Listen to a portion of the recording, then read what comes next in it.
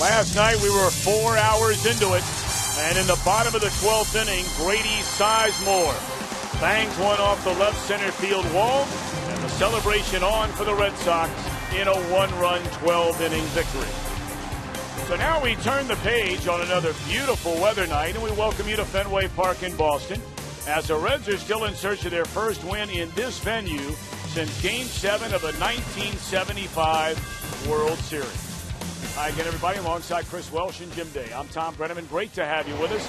Mike Leake, coming off a stellar outing his last start, will get the ball here tonight, and hopefully the Reds get out of here 1-1 to begin another homestand on Friday. Well, if he pitches again tonight like he did last time against the Milwaukee Brewers, the Reds will be right in the ball game. He went 8 innings, gave up only 2 runs in that ball game.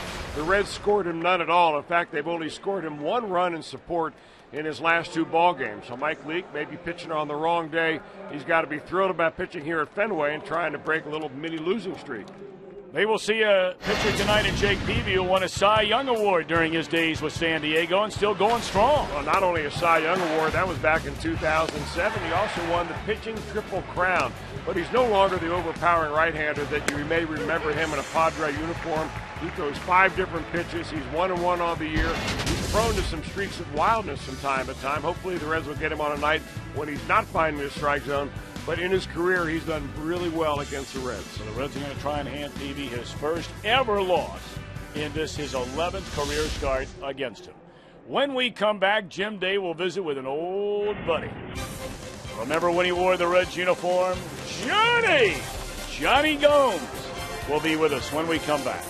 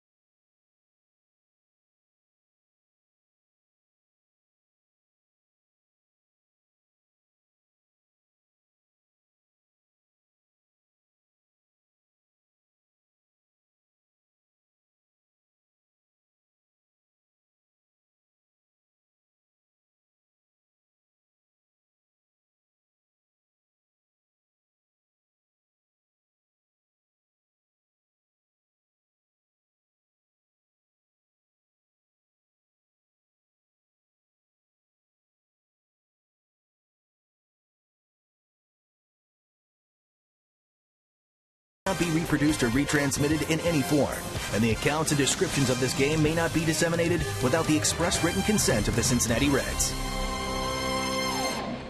A gorgeous spring day here in Boston. Reds and Red Sox set to close out a quick 2-game set here at Fenway.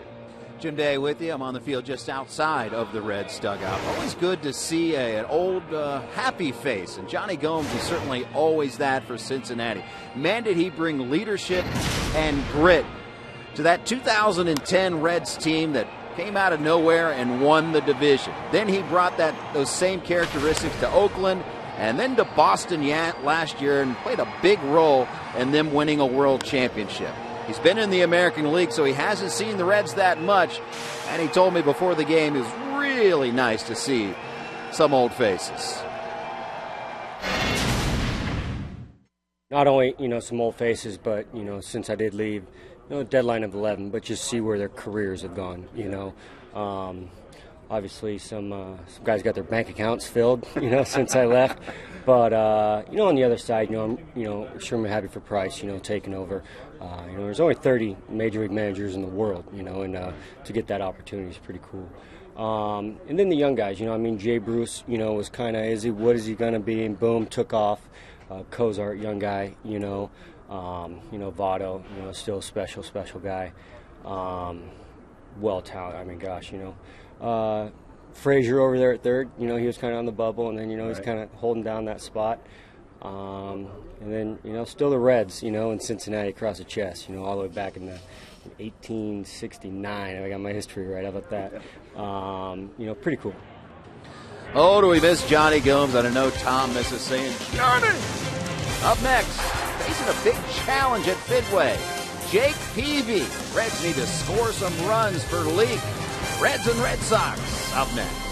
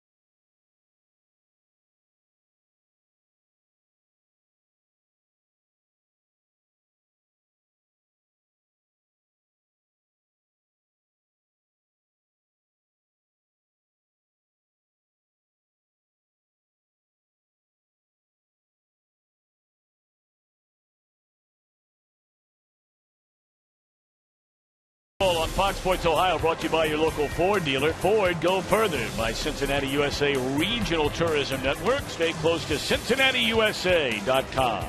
By AT&T, mobilizing your world. And by Skyline Chili, feeling good. Can't wait to get back. It's Skyline time. Beautiful look at the city of Boston, Massachusetts on this glorious weather Wednesday night. Those fans out in right field still basking in the bright sunshine. That won't last much longer, and the hometown Red Sox take the field.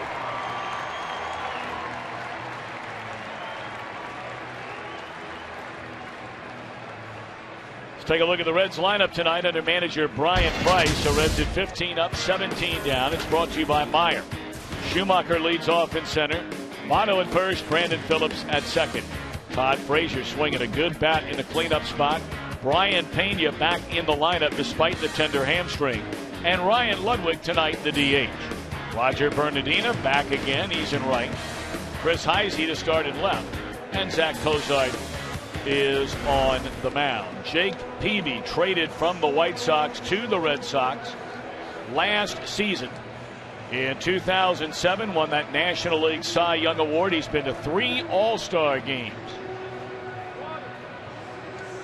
We mentioned earlier he has never lost in his career to the Cincinnati Reds. 10 starts, a 6-0 record, a minuscule ERA. But Chris, you made a great point in the open.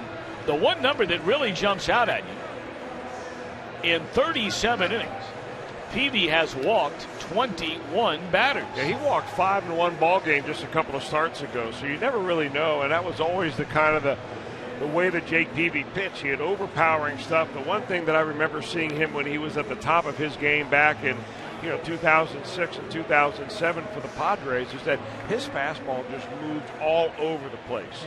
And you see that 5 walks per 9 innings. It ranks among the league leaders out there. So maybe the Reds can be a little patient up here, have some idea, and make him throw the ball over the plate.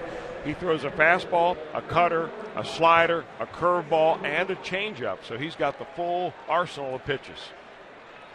Well, the Reds will come to bat here in the first inning, fully aware that they have a chance to make up a game in the National League Central Division standings. Milwaukee losing 2 out of 3 to Arizona. Diamondbacks 3-2 behind Bronx and Arroyo. Winners today in their strike to Skip Schumacher. And this one underway at Fenway Park. And the Brewers came rolling into Cincinnati with Major League Baseball's best record. That one fouled out of play.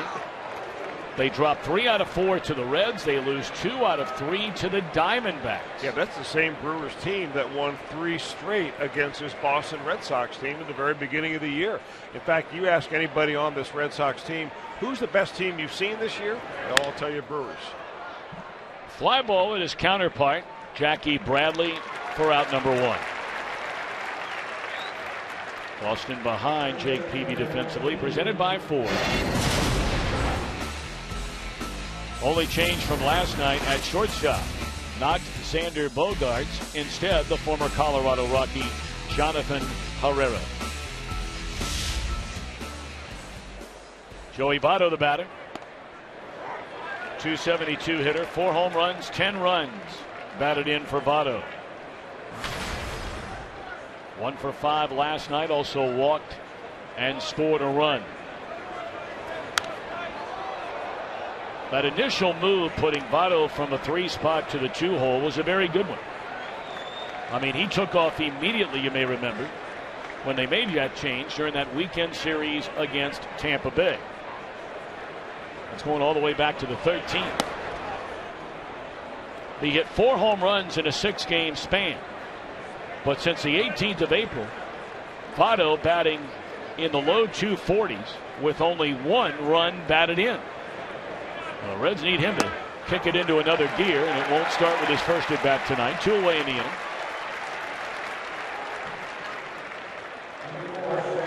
Well, Peavy's got that kind of comeback fastball that we see Sam LeCure throw. We talk about it a lot. It looks like it's coming more inside than it is. In fact, the last 2 pitches there to Joey Votto, looks like he's kind of leaning into it, thinking he's going to get hit, only to see that pitch come back out over the plate.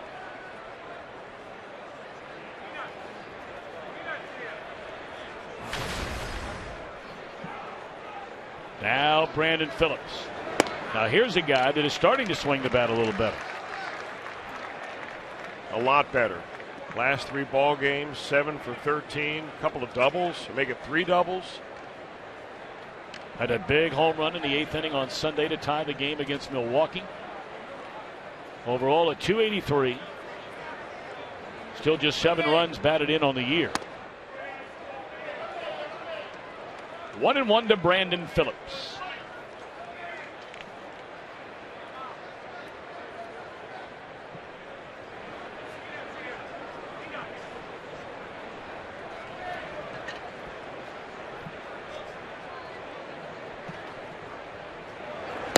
Swing and a miss. Boy, Peavy has had just simply an outstanding major league career. 133 career wins against 99 losses and an earned run average right at 3.5, a little less than 3.5. When he's been healthy, he's as good as anybody around, but has not been healthy much over the last number of years. Made 30 or more starts every year except for 1 year, from 2003 until 2007. But then in 2009 was hurt, traded to the White Sox, made 16 starts that year. 2010 only 17 starts, 18 starts in 11. And then finally healthy again in 2012 and pitched well enough for the White Sox, which warranted them to make the deal. 3 teams, 7 players. That was a big one, involving Boston, Detroit, and the White Sox. Right at the trading deadline. Yep.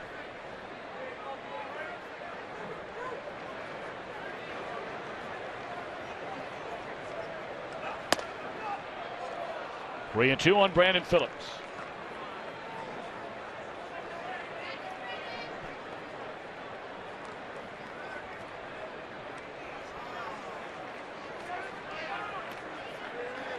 Two down, nobody on. Full count to the Reds All-Star second baseman, and Peavy turns it loose, and he walked him nowhere near the zone.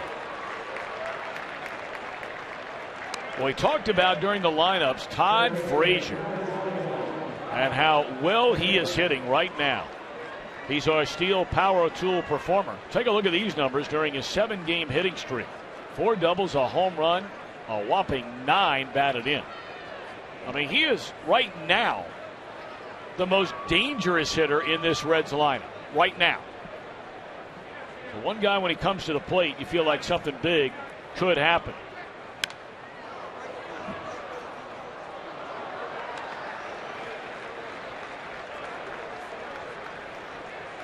Frazier, the team leader, with 19 runs batted in.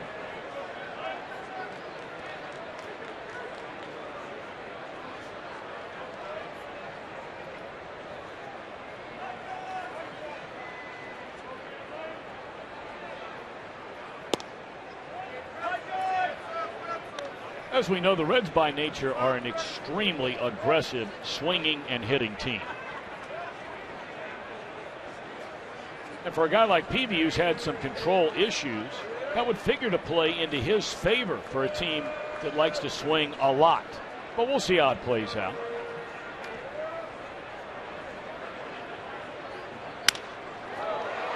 Line to the first baseman, and the inning is over. 1 man left. So Mike Leake will get the ball when we return.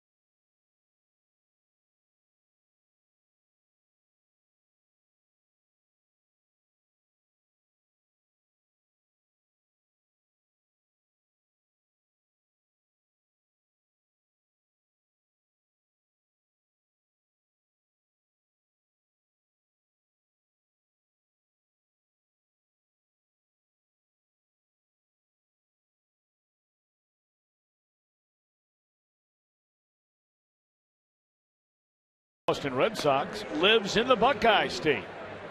Makes his home outside of Cleveland in Westlake, Ohio. And his starting lineup reads as follows. Brought to you by Meyer. Pedroia, Victorino, David Ortiz has started.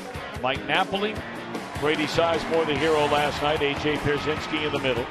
Jackie Bradley Jr. in center. Will Myrtlebrooks at third. Jonathan Herrera at short. Mike Leake on the mound. Mike Leake makes start number 116 in his major league career, 2-3 this year. Very good earned run average. He's had 6 starts, 3 of them quality starts. And he's coming off a very good outing his last time against the Brewers, where the only 2 runs he gave up, the pitcher drove in a 2-0 loss. Strike 1 on Dustin Pedroia, who had a big night here last night. Pedroia on base 4 times, 3 hits, a walk, and scored 2 runs. 2 of his hits went for doubles.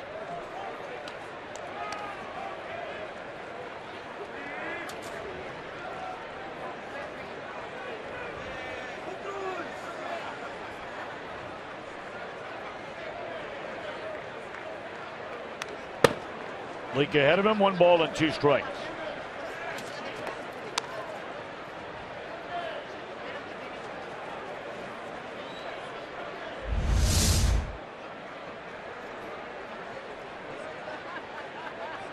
Well, somebody will be busy after the game. If not tonight, early tomorrow when the Red Sox get out of town and gone swinging Pedroia. Boy, good combination of pitches right there for Mike Leake. Nice sharp breaking ball. And when Mike Leake has good ball games, he's able to throw that slider on that first base side of home plate, bury it in the back foot of left-handers and just run it away from right-handers. And Pedroia just can't reach it.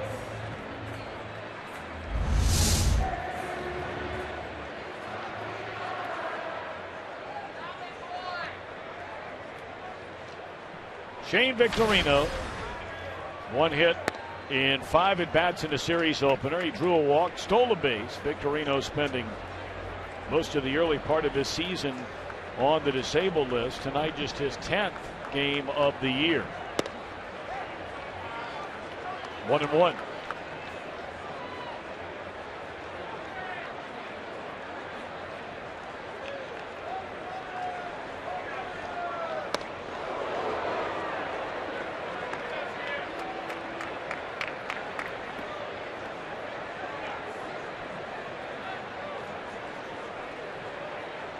Chris mentioned a moment ago for Leake the 116th start of his major league career. That one a sinking liner that'll fall in front of Heisey. A base hit for Shane Victorino.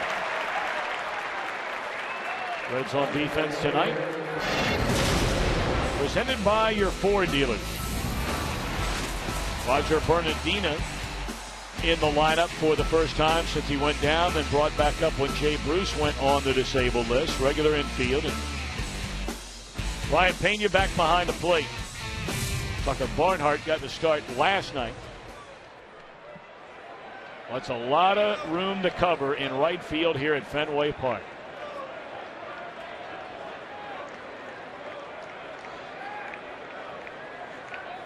I mean, you look at the amount of real estate from the center field side of the monster. As that one is whacked into right center field, that'll be a base hit for Ortiz.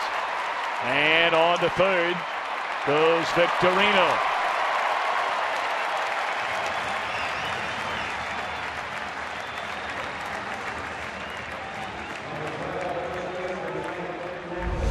David Ortiz loves a ball down low like that, out over the plate, and it's a first pitch fastball that he just levels into right center field. You look at all the damage that was done, and granted, Boston only scored 4 runs in a game last night.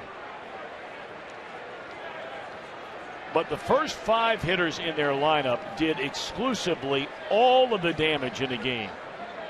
The last 4 hitters in their lineup only had 1 hit. The first 5 had 10.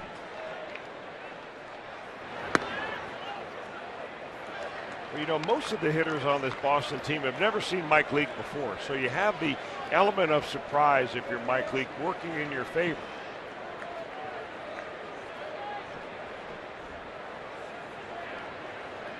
Trying to get Napoli to Put one on the ground to a middle infielder here, and he's fallen behind 2-0. He brought up last night with a patient hitter.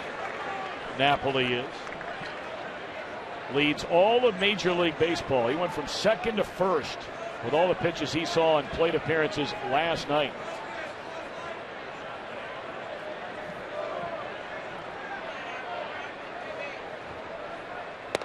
Big swing and a miss on 2-0. You saw that Mike Leake, a lot like Homer Bailey last night, very efficient in getting guys to put the ball in play on a minimal number of pitches. Well, yeah, he goes right after Mike Leake does. He does not have the strikeout pitch that Homer Bailey has.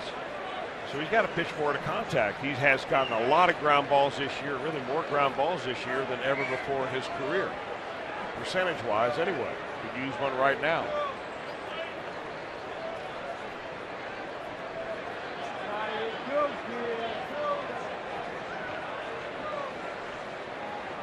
He's had 7 turn behind him so far this year.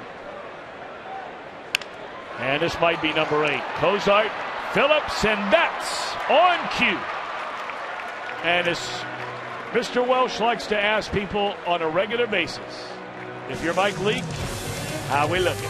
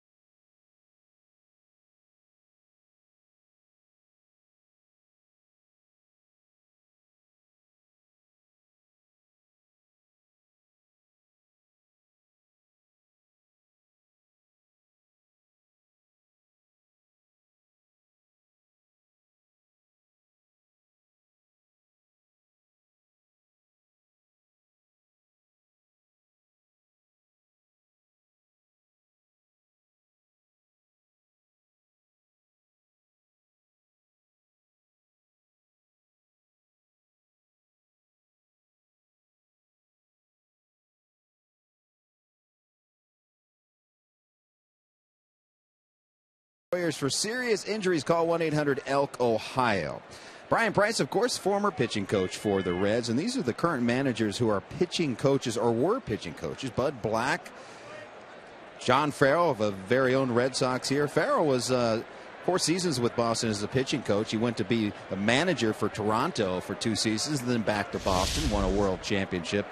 And Brian Price had a quote in spring training that was very, very interesting. He said, "The jobs that Bud Black and John Farrell have done has created opportunities for someone like me. I really believe that." As we go back upstairs, it's kind of a weird thing in baseball that there haven't been more pitching coaches that have become managers, because half the game obviously is handling the pitching staff, but there haven't been a great many of them. Tom? Well, you're right about that, Jim Day. That's for sure. And there's no question about it. If you get one of those guys that was anything and they win a World Series, that's going to be good for the guys that are doing the same thing they were doing. Pena leads off the second, a fly ball to Bradley, 1 away. Well, we know, no matter what you do in life, no matter what occupation you're in life, it's all about getting that opportunity and then what you do with it. And so now Brian Price is getting his opportunity. Farrell's been given his. Well, John Farrell was here as a pitching coach previously, so he comes back as a manager, very similar to what Brian Price was in Cincinnati. He went right from pitching coach to manager without having to go somewhere else. Farrell, in the meantime, went to Toronto to become pitching coach up there. But I think we all agree the common denominator each of the 3 has, when you include Bud Black, they have earned it. No doubt. They have earned it to be given the opportunity which they have. Well, There are a lot of guys that have earned it, but never get the opportunity. Sure. I mean, you may say Chris Spire has earned it. All the years he spent as a third base coach, a bench coach, knows the game as well as anybody in baseball, and hasn't really been on anybody's short list. So there's a lot more guys that have earned it but haven't had a chance, and maybe for one reason or another, you don't know why. Well, it's a lot like the Bengals' great defensive coordinator, Mike Zimmer. You know, everybody wondered, how in the world does this guy not have a head coaching job? And the rumors were that he did not interview well. Well, obviously, the Minnesota Vikings were more than pleased to bring in Mike Zimmer, and I'd bet he's going to do one whale of a job. I think Ryan Ludwig just asked the home plate umpire to check that baseball out. He stepped out of the batter's box, asked Brian Gorman to take a look at the baseball. Peavy threw it in, took a look at it, and they got it back to him. Now, he may have done that just to slow Peavy down a little bit, because Peavy was getting it and going, and I think on that last swing and miss that he took previous to this last pitch, he wasn't ready for it. All of a sudden, he kind of quick pitched him. 2-2.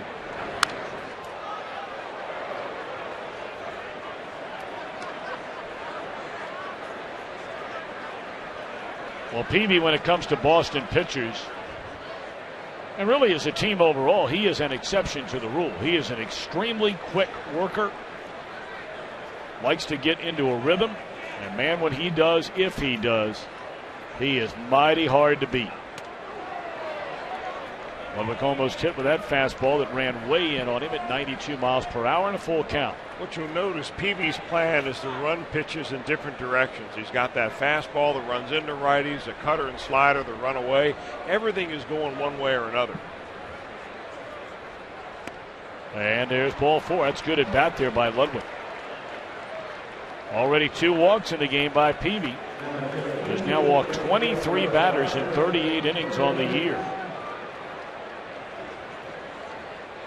Roger Bernardina will bat for the first time. Now here's a guy that has been going after a lot of pitches very, very early, if not the first pitch seemingly every time in his very low number of bats so far this year. 28 at bats, 4 base hits.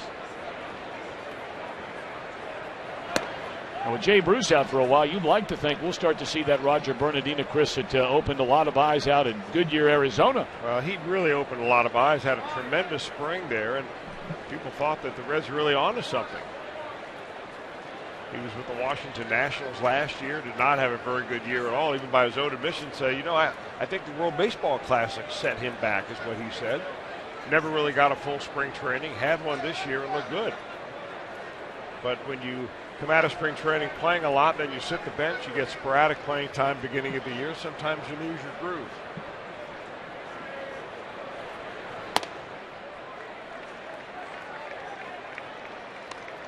And really, ever since Ludwig asked them to take a look at that baseball, you wonder if it's gotten, at least for a minute or two, to Peavy a little bit. I don't really think. I think Peavy's the kind of guy who would do the same thing. I mean, the guy's a competitor now. No question. A little bit on the goofy side, but a hardy competitor. 2-1 on Bernardina. He's not sure that was a strike.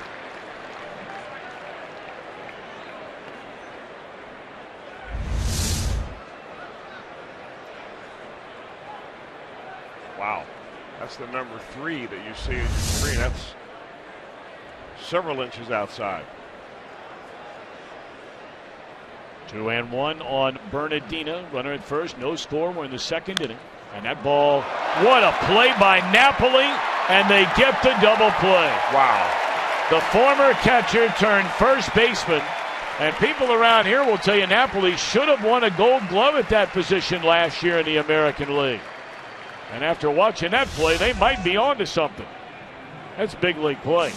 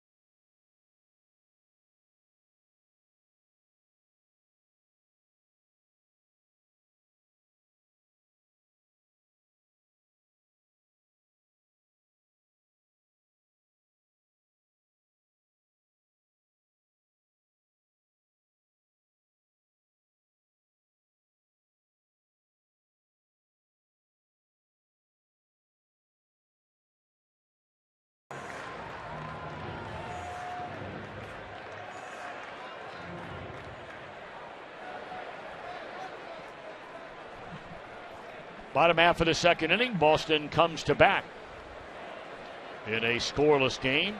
And Mike Leake set to face Grady Sizemore leading off the inning. And there's a strike.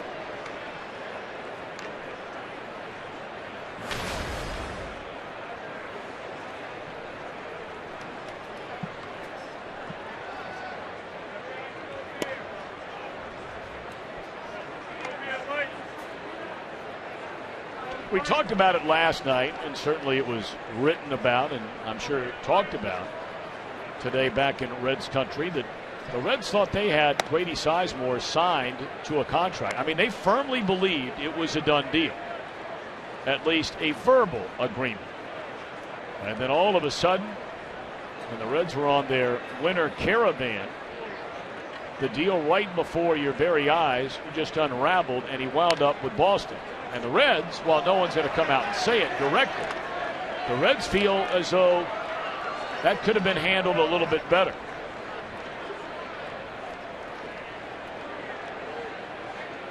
Sizemore had not played in the major leagues since 2011, undergoing microfracture knee surgery on each knee. Taps one to Brandon Phillips, one away.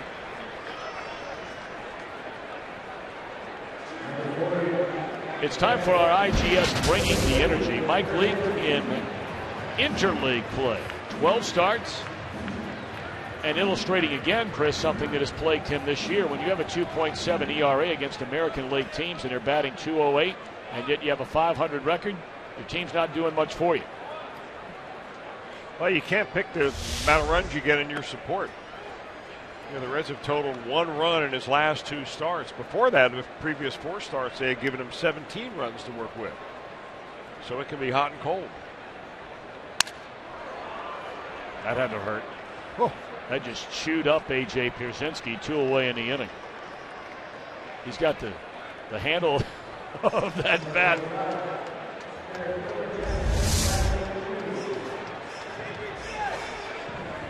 What a great spot to pitch a left-hander. You know, Pierzynski, like so many lefties, likes that ball down and in. It's kind of a wheelhouse for him.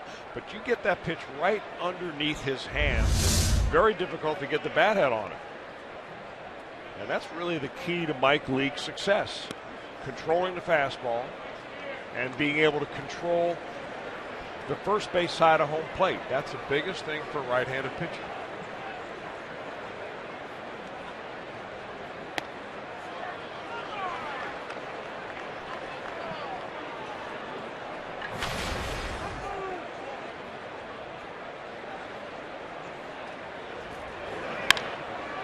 Ground ball right at Brandon Phillips. That took a high bounce on him.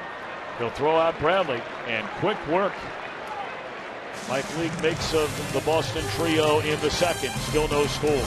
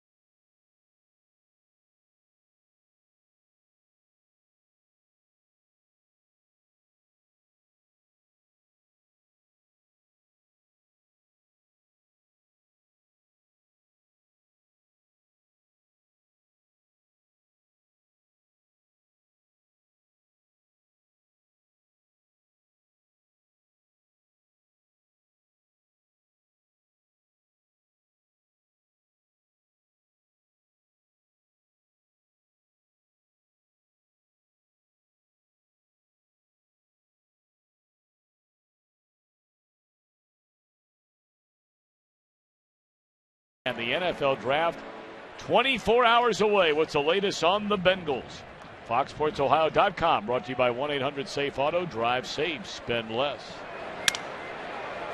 Well, A.J. Pierzynski had his sawed off, and on the first pitch here in the third inning, the same holds true for Chris Heisey. Seen a couple of those mock drafts in the last day or two, and a lot of them have the Bengals looking at one of two defenders from the Ohio State Buckeyes. So we'll see. Bradley Roby, a cornerback, and Ryan Shazier, a linebacker. That one whopped into left field, and it's off the wall. Right back to the monster. Here comes Heisey, and he'll in there with a double. That's the first ball on a line drive that a Red has hit off the Green Monster. Boy, Heisey really shows some quickness on that pitch coming inside. He broke his bat on the previous pitch. Peavy decided to go right back in there. He got unjammed on that linea.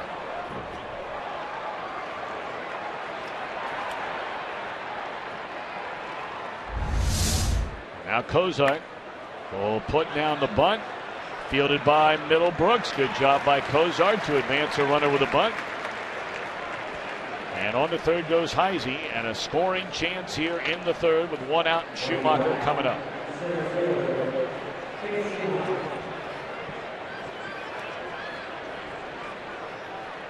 This is not the Boston Red Sox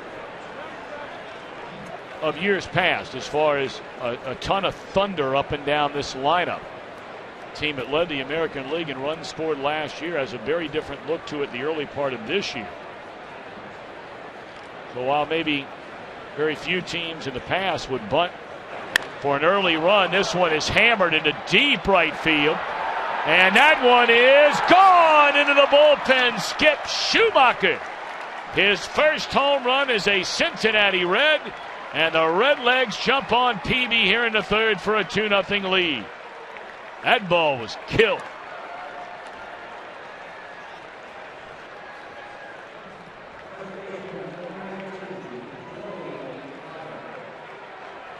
Well, Peavy's coming right in there with early fastballs, and the Reds are swinging the bat very aggressively. I'm not so sure we saw Schumacher hit a ball better in all of spring training than that one right there. That was a bomb. We saw that ball that Tucker Barnhart hit last night. And I think you and I both felt like that was going to fly out of here. It was caught right in front of the 380 sign. A little down and in, got the bat head through. Good follow through by Schumacher.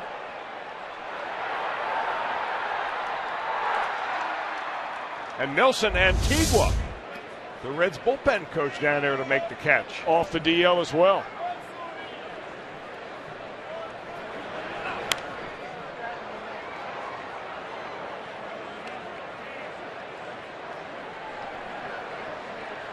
I tell you, prior to that last pitch, I've never seen Votto walk further out of the batter's box and just stand there and look off into the distance for as long a period of time as he did. He almost came to the warning track off of the grass near the Red Sox dugout after that strike one pitch.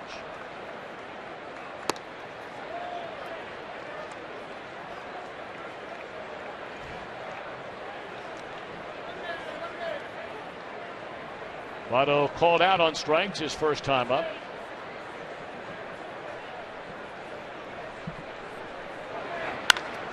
And it's on the ground to the second baseman, Pedroia.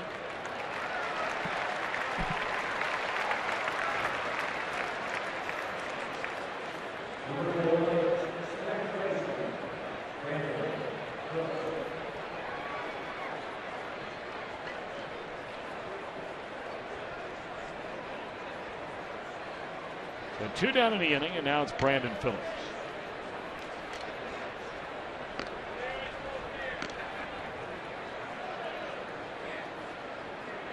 Well, the Reds have scored more runs for Mike Leake in this inning than, as Chris pointed out a short while ago, than they had scored combined in his last 2 starts.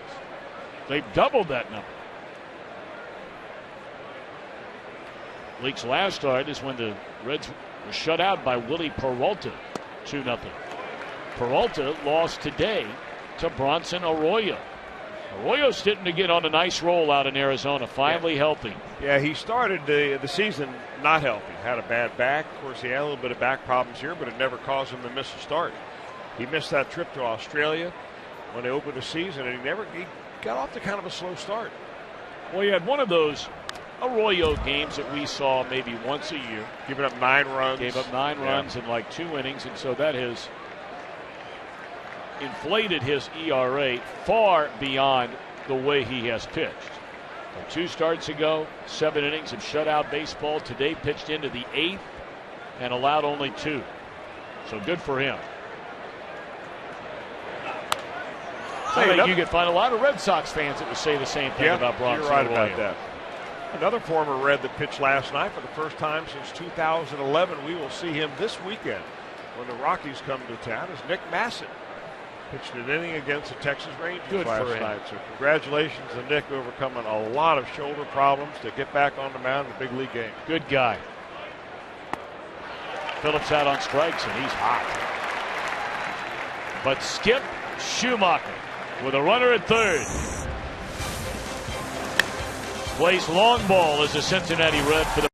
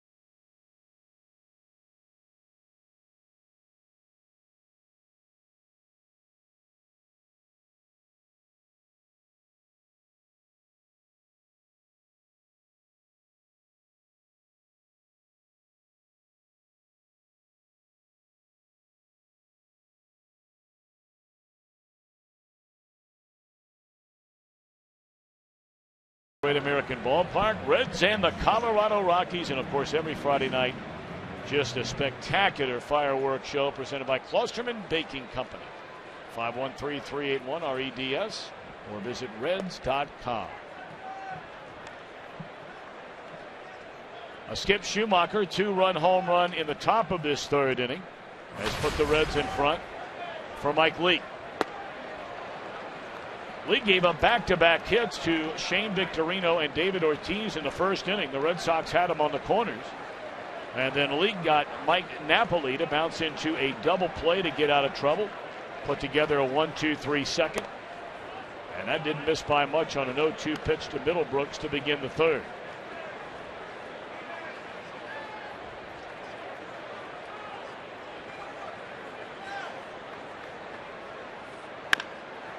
Well, ground ball after ground ball. Chris, you brought that up earlier.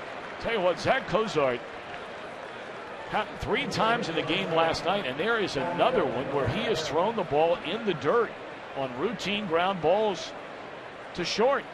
He's testing Joey Votto. Votto so far has been up to the task. You know, we said last night one of the balls just died out of having no power behind it. I thought because he didn't set his feet. That time he looked like he set his feet and just didn't throw it on the money.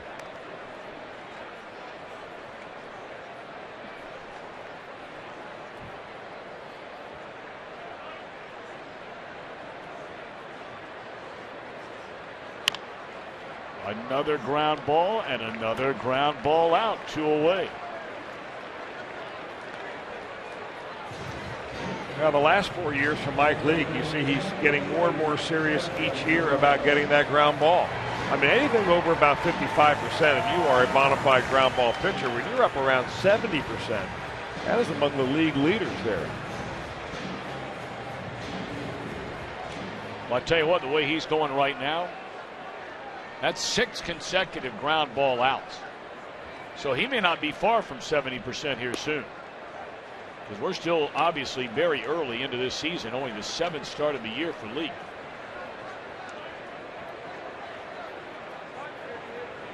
Pedroia struck out his first time up.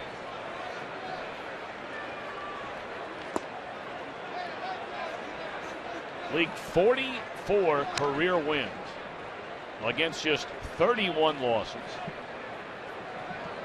Last year, 14-7 with an ERA at 3.3.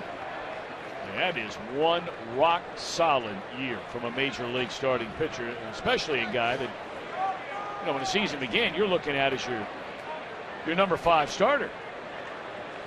Well, this is Sun Devil versus Sun Devil right here, facing Pedroia. Pedroia a few years older than Mike Leake. They never crossed paths with each other while they were at the school at the same time or anything like that. I was trying to figure that out last night. I bet you they missed each other by probably a year. Pedroia just turned 30. Mike will turn 27 in November.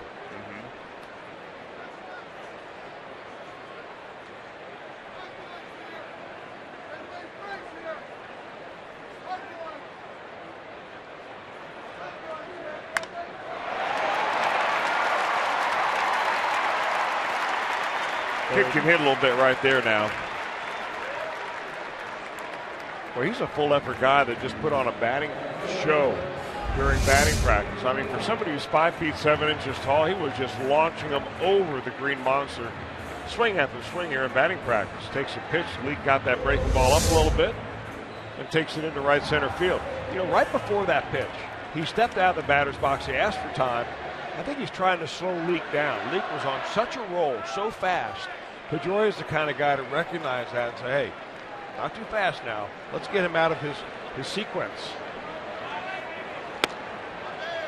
Victorino singled into left field his first time up. Victorino, more than anybody on this Red Sox team, has seen Leake. Came into this game 4 for 10. He's already picked up a base hit. Victorino, I'd imagine most of those, though, were left-handed. That's exactly right. Matter of fact, I bet you all of them were left-handed. It's the first year that he is no longer switch hitting. Well, those are some good Philadelphia teams he was on. They would not win the whole thing, but they were right there. They won one and lost one. And then it was a trip to the LCS. They got beat. Then another trip to the division series. They got beat. And then some of the age crept in on those Philadelphia teams. And they've not been the same since, and trying to build that thing back up again. Well, the Phillies originally got Shane Victorino from the Padres in the Rule 5 draft. He played but 1 year with the Padres. They didn't think he was ever going to hit. They knew he had great speed. He had a nice arm, but they didn't think he was going to hit the big leagues. And he went on to be a star in Philadelphia. Playing for our old buddy Charlie Manuel.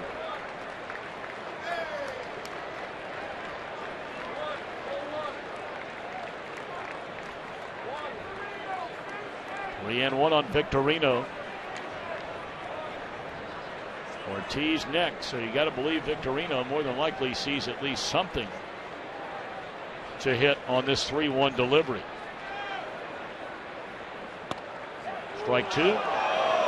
He didn't think so.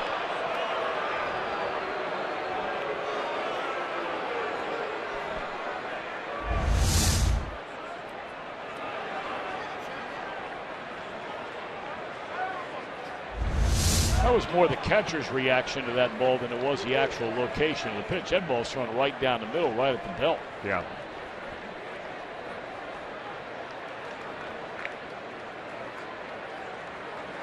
Lobato will back up behind Pedroia, who's off with his 3-2 pitch.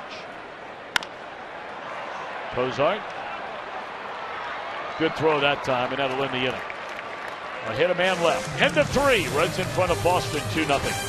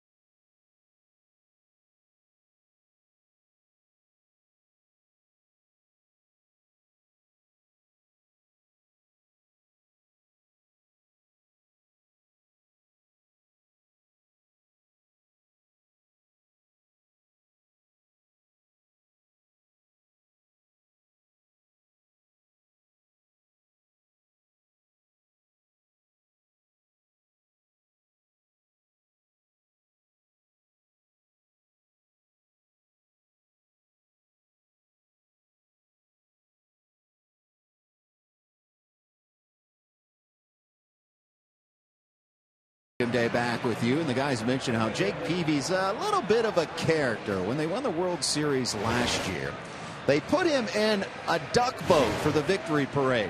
He liked the amphibious vehicle so much that after the parade, he talked them into selling it to him.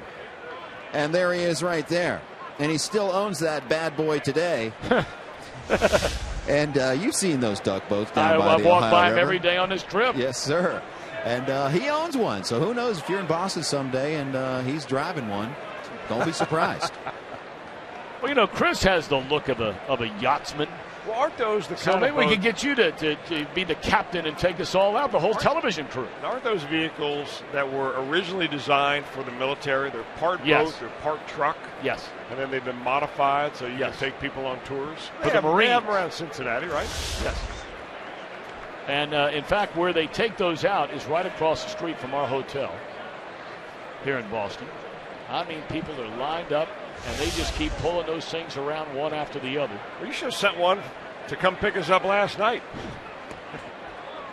You're right. after we left that establishment. Well, I mean, we needed it. We were looking for a cab, we couldn't find one. Maybe a duck boat was available. we got to get their number, or at least get Peavy's number. 1-800. Duck. High fly ball into left center field, and it's Bradley at the base of the green monster to make the catch, one away.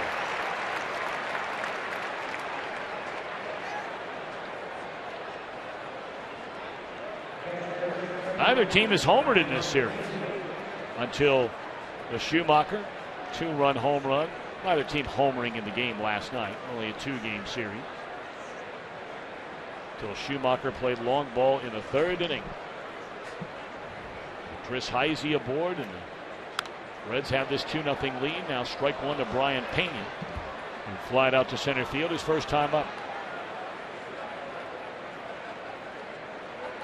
Well, it's interesting, the mindset sometimes, and the way players want to think about the continuous grind. And I bring it up because I saw Pena very early here to me, and he was the only guy in the whole stadium outside of a couple of the Red Sox infielders taking ground balls. And I walked over to him and asked him how he was feeling after he had tweaked that left hamstring, you may remember, over the weekend against Milwaukee. He said, when you're the backup guy, you can't be hurt. Of course, right now, he's not the backup guy. Right. He's the guy. But he wants to keep that same mindset and just continue to grind away and get back in that lineup. He's played like a number one guy. Out on strikes. 3 of them for Peavy. And now's your time to tweet your photo using hashtag OhioFanPhoto for a chance to have it shown during an upcoming telecast. It's brought to you by AT&T. 2 down in the inning, nobody on for Ryan Ludwig.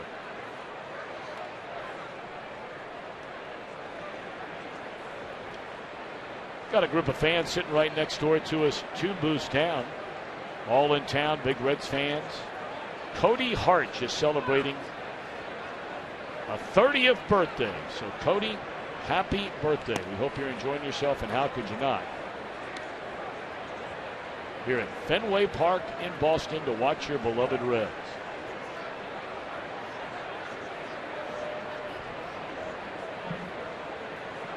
Somebody ought to tell them, though, that they should open the window down there. I mean, they've got they're 2 doors down from us on the other side of my dad and the cowboy. And they've got that shade pulled down. Those folks right there. Somebody ought to let them know that you just raise that thing up. Of course, they do have some little kids in there. That's probably why they have it closed. Keep an eye on them.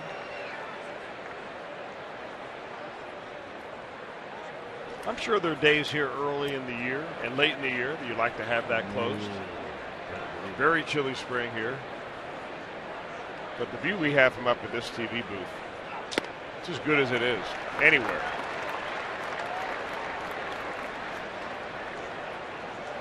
It's like you're on a patio in a high-rise, just looking right down over the lawn.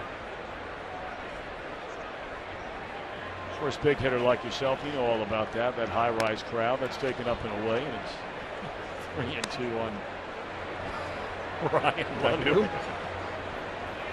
What? No. Is that new? Is that what you said? I said I do know about that. You do.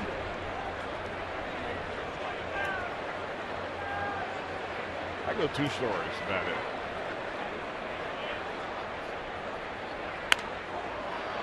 Ludwig got a good, long, extended, productive at bat his first time up. Wound up drawing a walk, and here he is again at 3-2. Really seeing the ball much better now. Fouling off tough pitches, centering balls that he should.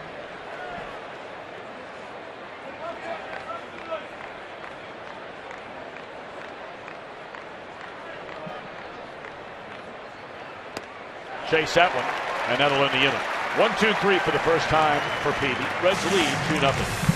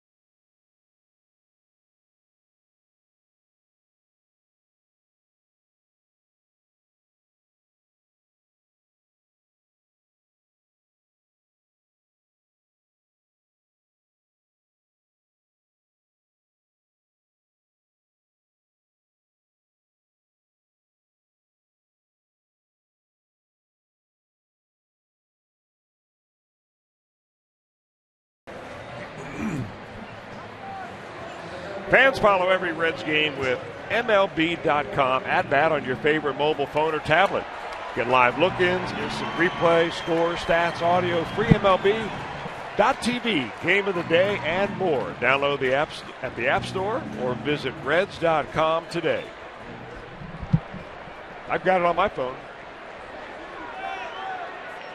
Use it a lot.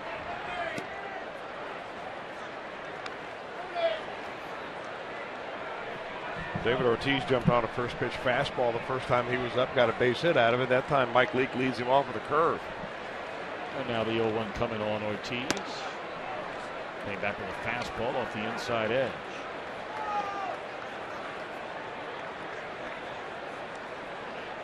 Big Poppy, they call him. He had a big night here last night. Was on base 4 times. Walked twice, once intentionally. Had a double and led off the bottom of the 12th inning with a single and scored the winning run. We're talking with a Red Sox follower, member of the media up here yesterday before the game, talking about Ortiz, and he reminded me that when they brought him here from Minnesota, it was to be part of a platoon at first base with Jeremy Giambi. Not Jason Giambi. Jeremy Giambi. And that is strike 3 call. Boy, you cannot carve him up better than Mike Leake did with that. In fact, it was so good, we're going to choose it as our flamethrower tonight. Brought to you by Cholula Hot Sauce. That last pitch right there is that backdoor cutter, slider. He just gets David Ortiz to give up on. It's strike 3. Looking, doesn't matter how fast it was a cutter if it's at 91 miles an hour. So good job by Mike Leake after showing him inside the entire at bat, goes away, and Big Poppy watching the rest of this from the bench. Ball 1 inside of Napoli. That was the biggest at bat of the game so far for Mike Leake, was Mike Napoli in that first inning. Runners on the corners, nobody out, or 1 out, I beg your pardon, and he got Napoli on a 3-1 pitch to hit a 6-4-3 inning ending double play. Well, you were telling me before the game today, as you just mentioned, that 91 mile per hour fastball, that you read a fascinating article today about pitching and the effectiveness and what is the quote-unquote perfect fastball. Straight in the air. Center field, continuing to drift Schumacher. 2 out. Well, that ball went a lot farther, I think, than anybody thought it would.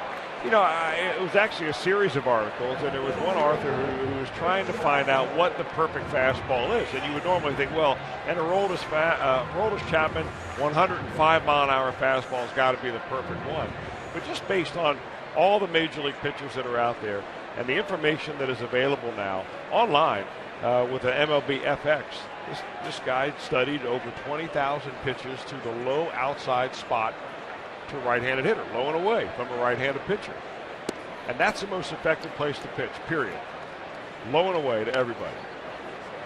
But he wanted to know if it would was it even better when you threw 94 as opposed to throwing 88 to 90 miles an hour. And the evidence that he saw that it was not any better. In fact, he found evidence that based on all these pitches, thousands and thousands of pitches, that proved that it might be better not to throw it as hard. Mainly for the reason is that when you throw it at 94 in the outside corner, oftentimes umpires don't give you that pitch because they don't see it. So when Aroldis Chapman fires it low and away, sometimes it'll come up a ball because the umpire didn't get a good look at it. When Mike Leake throws it at 90, you see it right there, and you get the call. Speaking of Aroldis Chapman, Jim Day will bring us up to date on his second straight outing with Louisville. 1-2-3 for Leake. Reds lead 2-0.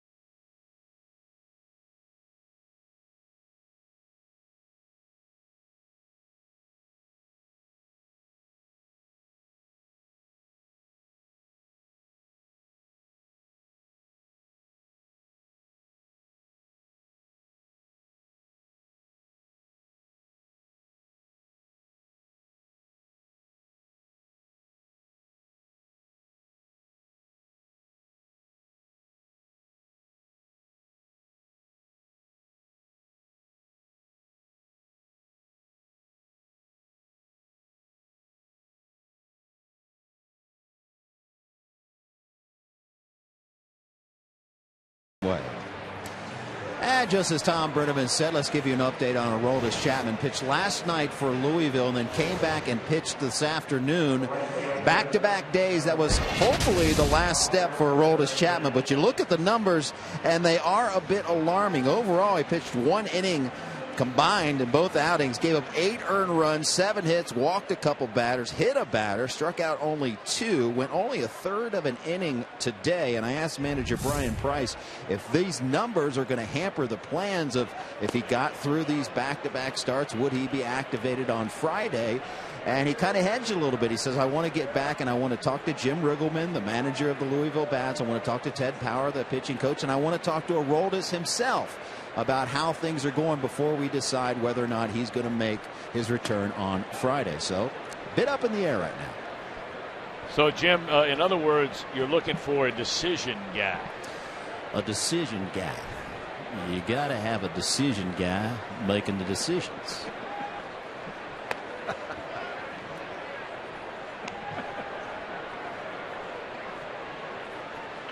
Roger Bernardina leading things off for the Reds here in the top of the 5th, leading 2-0 on a 2-run home run by Skip Schumacher.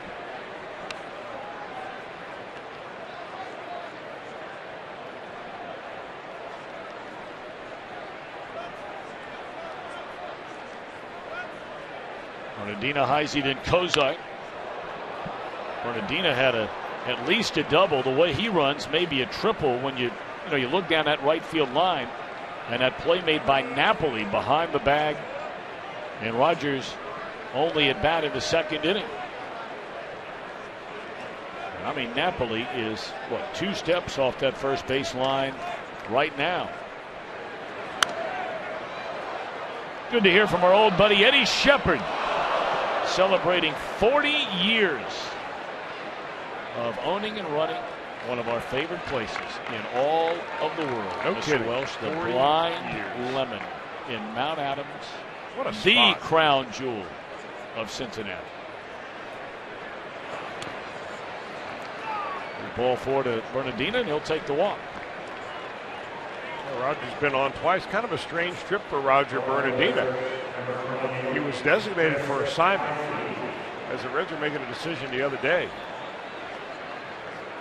And when Schumacher came off the disabled list, they needed to make room on the roster. It was Bernardina that was set to go. So he was going to wait around and find out if he was going to clear waivers or maybe another team was going to pick him up.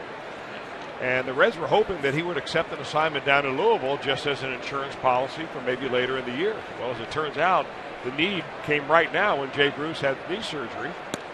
He pinch hit in that ballgame, I think, on Sunday.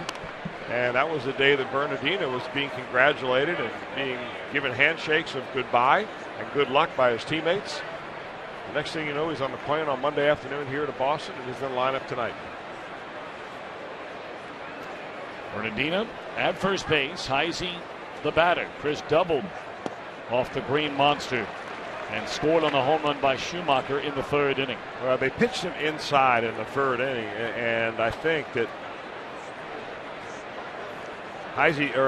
Peavy decided that maybe it's not a good idea to try to get in there on Chris Heisey when you got that quick of a bat. So that last pitch was a cutter, probably going to go away again. If they do come in, it'll be probably off the plate. It was off the plate, got him a chase. And Heisey able to leg out the relay throw from Pedroia. Well, as a reminder, we know you're looking forward to our Miller Time moment. That'll be coming your way a little bit later on in the game.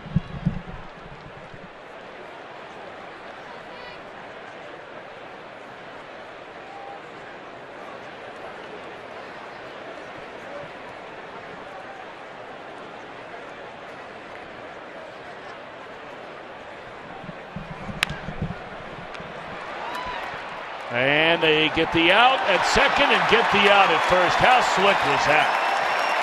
Wow. Dustin Pedroia running full speed as Heisey was bearing down on second base. Caught it, found the bag, threw the runner out.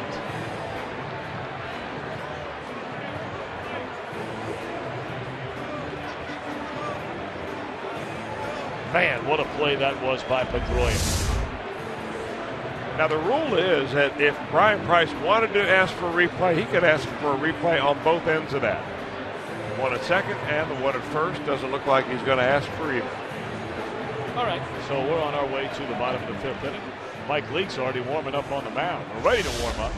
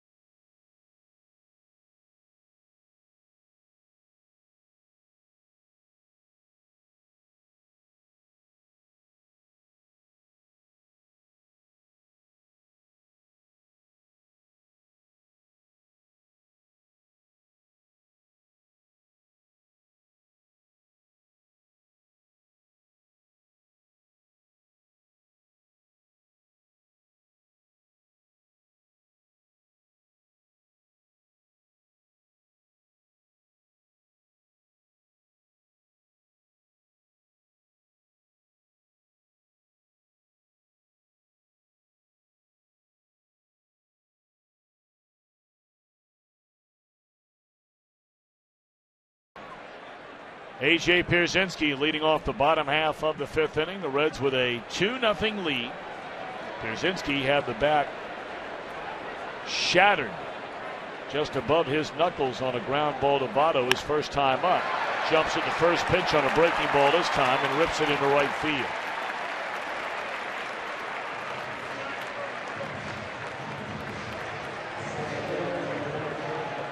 Leadoff man aboard in an inning for the first time tonight for Boston.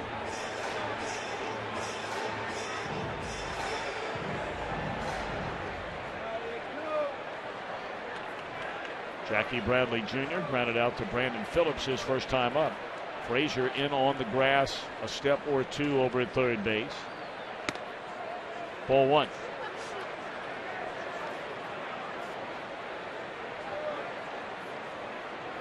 Certainly Red Sox fans keeping an eye on that Baltimore-Tampa Bay game. Baltimore, the division leaders in the American League East. Fractionally better than the Yankees. And then Boston, a game and a half back.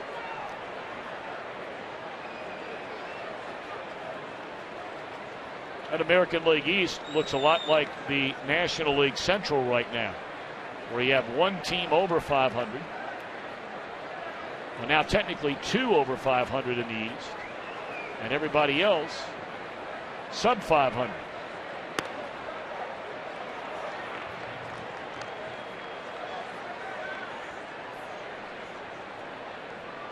New York Yankees will be playing later tonight against the Los Angeles Angels of Anaheim. Toronto leading in the sixth inning over Philadelphia 1-0. Blue Jays have won 3 in a row. Tapper down to third. They'll have to hurry. Bradley can run.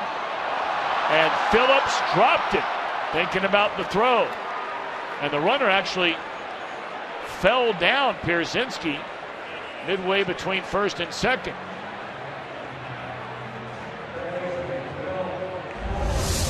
Kind of an odd play, really. Keep your eye on Pierzynski right here as he goes into second base, or halfway to second base, and just bites the dust. I think Brandon Phillips just may have taken his eye off the ball momentarily, thinking that he knew he had to get the quick transition. I'm not so sure that if he didn't go back and tag the bag that they would have ruled that he had possession of the baseball. According to that rule that baseball is redefined for everybody now, where you have to have it under control in the back of your glove. Actually, the ball in the glove and the glove closed. But they get the lead runner. Unfortunately, they've got a speedster at first base instead of Pierzynski. Bradley 3 of 3 in stolen base attempts so far this year, and there's strike one to Middlebrooks. That would have been the second double play turn behind league tonight. Boston, as a team, has bounced into 34 double plays so far this year. Only Texas has more with 37 in all of Major League Baseball.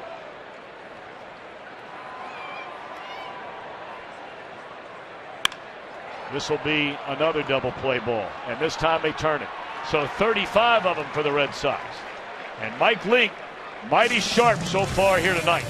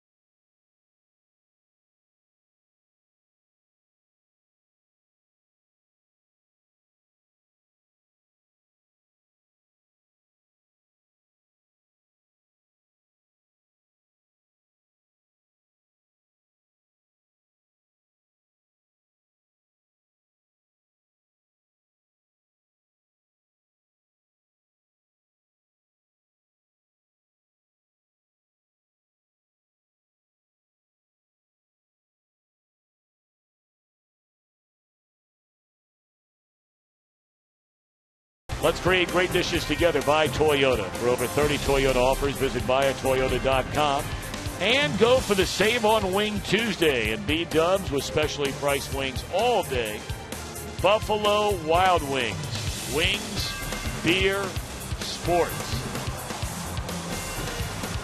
Friday night, right back at you, 30 minutes before the Reds and the Rockies and 30 minutes before every game here on Fox Sports Ohio. It's called Reds Live, and it's presented by Ray St. Clair Roofing.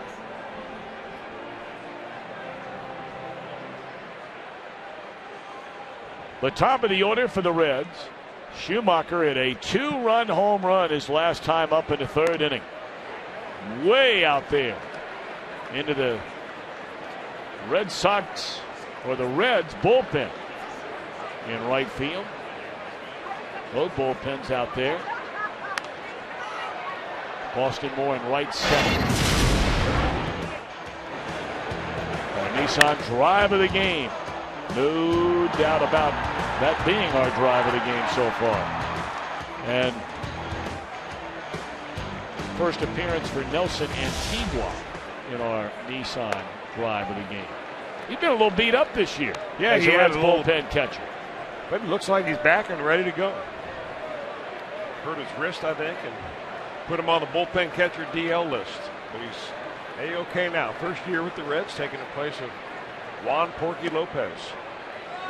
But the Reds may be stronger than any other position in the organization. Have tremendous depth at the bullpen catcher's spot. Mike Stefanski has been doing that for longer than a decade. And so when Nelson went down, Stefanski, Johnny on the spot. He was the guy catching Aroldis Chapman's batting practice outings here at Great American Ballpark. on the last homestand.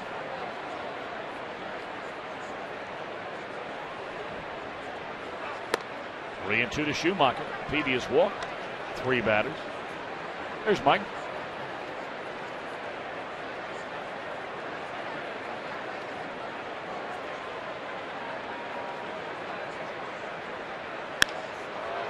Line drive right at the left fielder. Well, Schumacher's got to feel like, what do you have to do? Now, he hit the home run earlier. You may remember his first start on Sunday. He hit 3 balls just like that. Every one of them caught. Well, it used to be that only the Atlanta Braves would play the outfielder, the opposite playing outfielder, so our left fielder in the case of a left-handed hitter, down on the line and shallow like that. They were the only team in baseball. Bobby Cox had them doing that in the mid-90s. And now everybody does it. If they have an inkling that that left-handed hitter doesn't use the gap, they're going to do that. Otto on the first pitch. A roller down to the first baseman. And there are 2 away in the inning. Otto 0 for 3 tonight. All righty. You still have a chance, but it's going to go quickly. The Fan Express to Reds country is on the road again. Call Reds Group Sales 513-765-7600.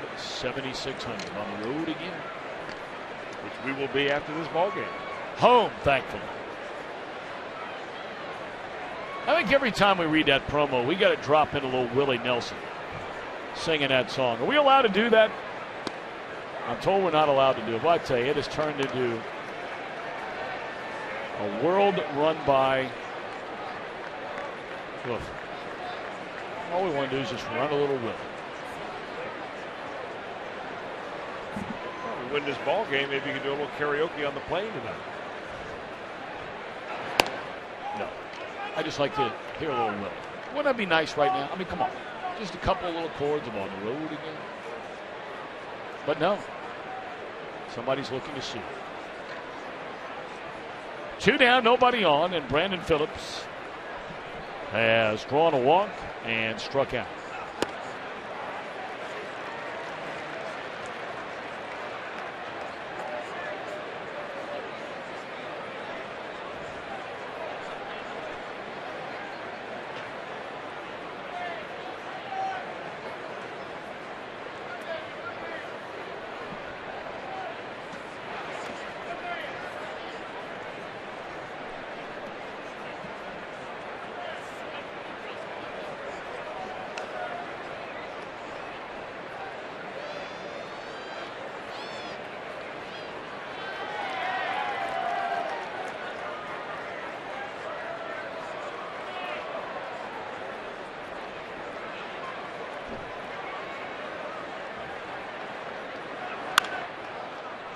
Two hopper at the shortstop, Herrera.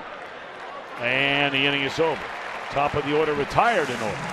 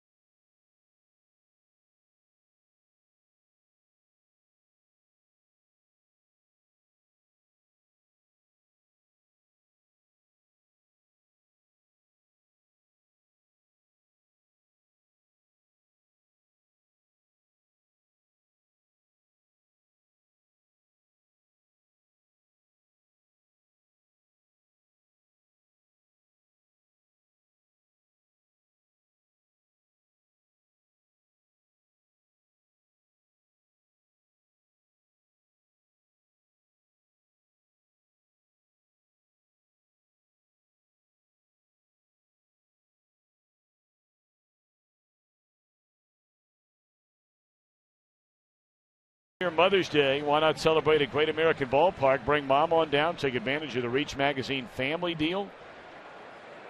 If you arrive early, one of the first 10,000 moms receive a Mother's Day cosmetic bag thanks to Biz and Oxidol. 381-REDS for tickets or log on to Reds.com.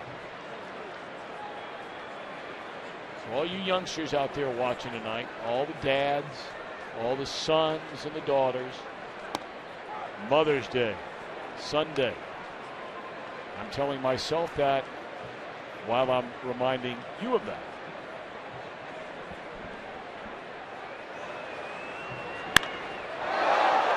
Look out. Jonathan Herrera. A laser in the center field, and that's the way things start in the Boston sixth. And it came on an 0-2 pitch right there. It looked like Leake was trying to do that little backdoor cutter again, get Herrera to give up on it. He stayed right on it. Actually, he was trying to drop it down and inside on him. And that ball by Leake really before he could get his glove up and react. Just goes to show you how fast that ball gets back on a pitcher. Coming off the bat, 90 miles an hour in and probably 105 miles an hour or faster back. Now Pedroia, 1 of 2. First pitch swinging, fouls it out of play.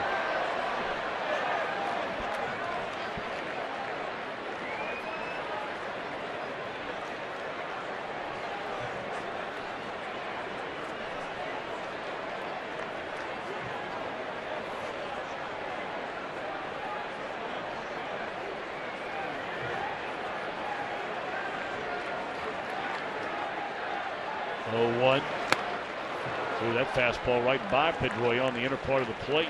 Well, you can see why Dustin Pedroia has become a fan favorite here in Boston. I mean, he just leaves nothing in the dugout when he comes out here to play. I mean, everything on the field.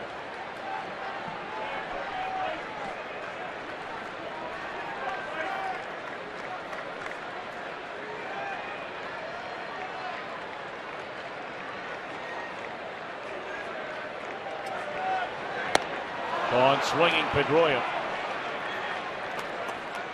For more on the former Arizona State Sun Devil Dustin Pedroia, let's check in with Jim Day. Did you guys catch the excerpts from Mariano Rivera's book coming out? He had some not so kind things to say about his former teammate Robinson Cano, but man, does he like Dustin Pedroia.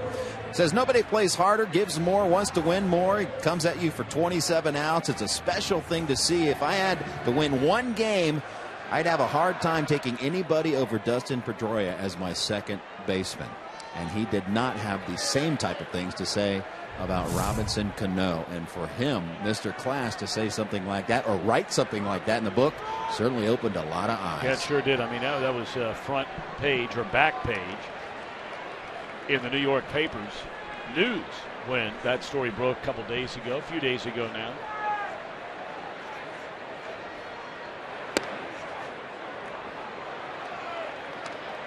You know, I think it's safe to say that people like watching people that have passion and fire about whatever it is that they do, even if you don't agree with it. And Pedroia is one of those guys that, I mean, fans are going to cling to a guy like him. Now, you got to be a good player. You can't be a passionate, fiery guy and hit 210. But if you're producing and you show you care, because you know the fans care, fans want to see a guy like that. That's why I'm always stunned when I read from managers or general managers or broadcasters or whomever. That ball is lined hard into left field, and it's going to be played off the wall. Heisey will throw into second base, and the Red Sox have him now on the corners with Big Papi coming up. Now, Victorino's hit the ball hard twice. Hit it on the ground the third time right at the shortstop. And that time, another breaking ball. The league gets up just a little bit. Played perfectly off the left field wall out there by Chris Heisey.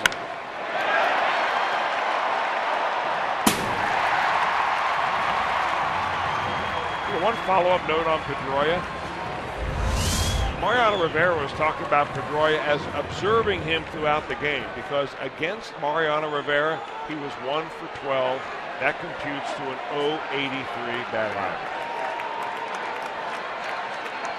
Big moment here now for Leake. Ball 1 to Ortiz.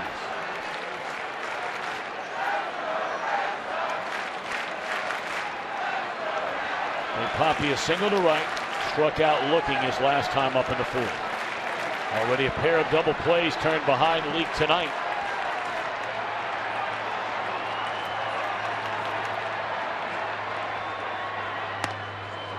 Two and 0.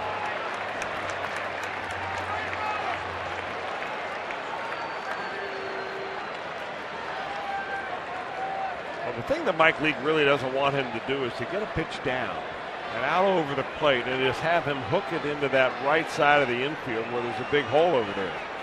That's where he hits a lot of ground balls. That ball is whacked into right field. Bernardino slides to cut it off. A run scores. On to third goes Victorino, and it's a one-run ball game.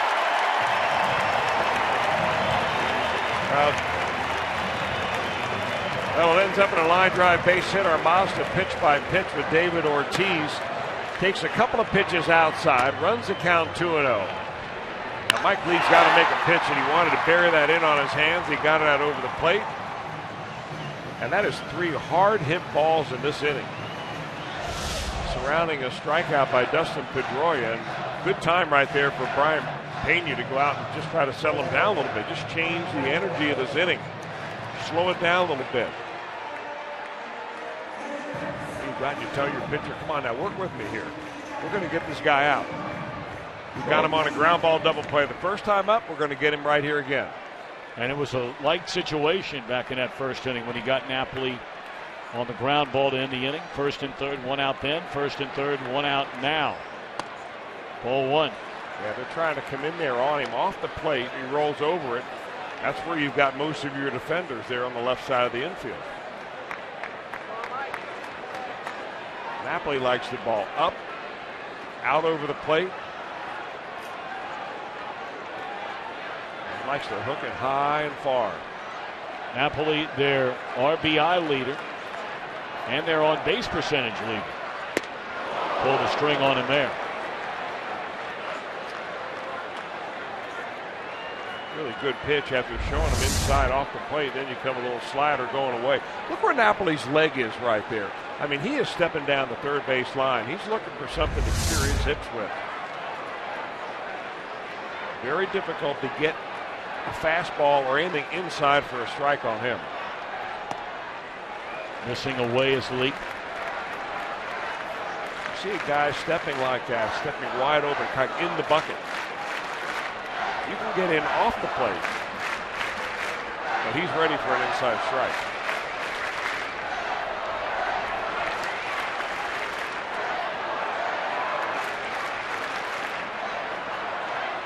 Tying run at third, one out. The other way goes Napoli, and this is going to tie the game and maybe give him a lead. They're going to hold Ortiz at third. A 2-2 ball game.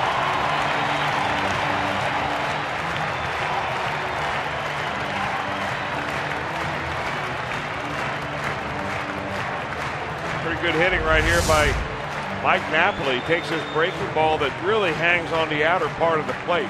Gets up a little bit, maybe a little higher than Mike Leake wanted it, but that's a good adjustment in the same at bat right there for Napoli. One of the reasons why he's a big run producer. His 20th run batted in. And we mentioned earlier, he also happens to be the team leader in on-base percentage.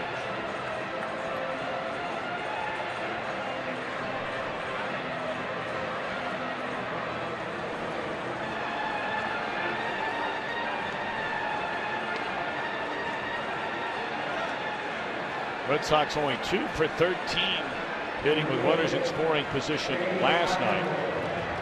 Now they come up with back-to-back hits with runners in scoring position, producing runs.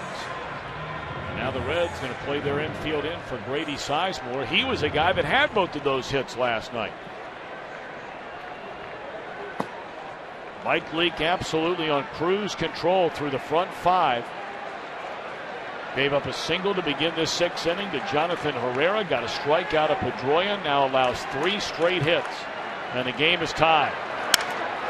Broken bat roller. They're going to keep Ortiz at third base. 2 away in the inning. The Reds did not have the infield in. I mean, that's how poorly Ortiz runs.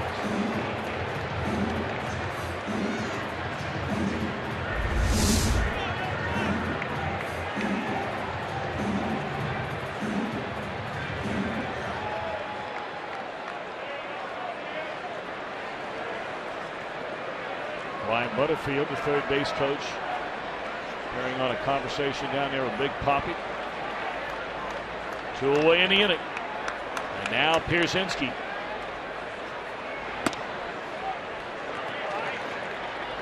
He bounced out, broke his bat in the 2nd inning on a grounder to Votto, and then singled into right field leading off the 5th.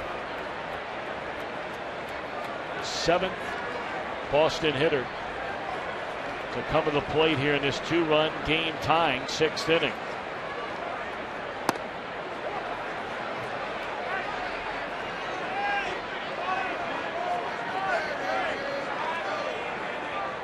Here's another guy. We were talking about Pedroia. I mean, Pierzynski, another guy. You either love him or you despise him because he plays a game with a fire and a passion that not a lot of players will let their emotions show. 2 balls and a strike. And to finish that thought Chris about earlier, that's why I'm always amazed when you hear people say, you don't need those kind of guys. And I would just throw it out there that not everybody has to be that way. But find me a team that's a champion in anything that doesn't have some of those fiery, passionate players on their team.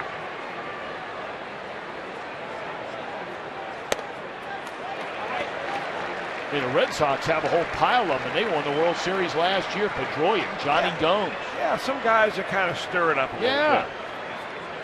And help galvanize the clubhouse in the process to kind of make it a we versus the world situation. Milwaukee here. Yep. Take their chances with Jackie Bradley Jr.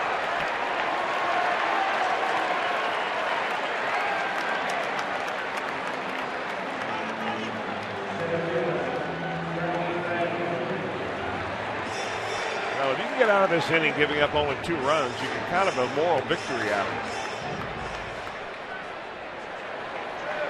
4 base hits and a walk. Only 2 runs scored. That would be nice for Mike Leake to exit the mound like that. Votto trying to find the handle and gets he out at second base. So the Red Sox leave him loaded, and Leake allows just the 2. We're tied at that number going to the 7th.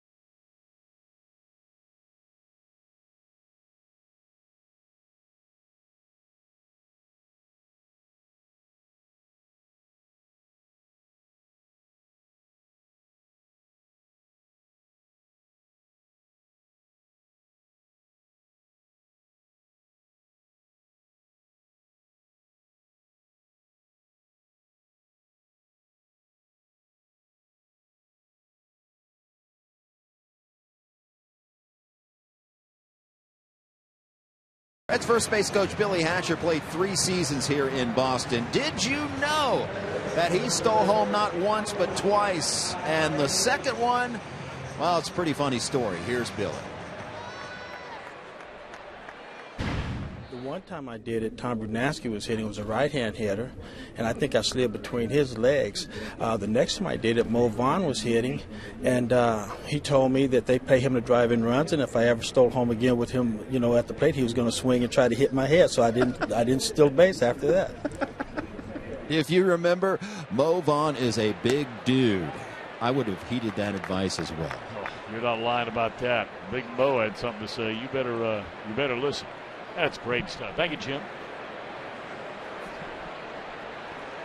So you'd have to ask Jim, as Frazier swings and fouls it out of play, we'd have to ask Jim Day, because he is a baseball guy, that Mo Vaughn would be an enforcer guy?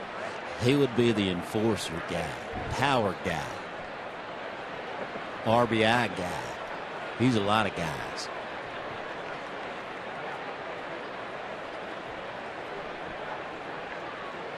We're in the 7th inning. We're tied at 2. Frazier, Pena, Ludwig. And that's hammered into left field. And that's up against the monster and bounds away from a left fielder. So Frazier will get the 2-base hit. That ball nearly knocked down the scoreboard.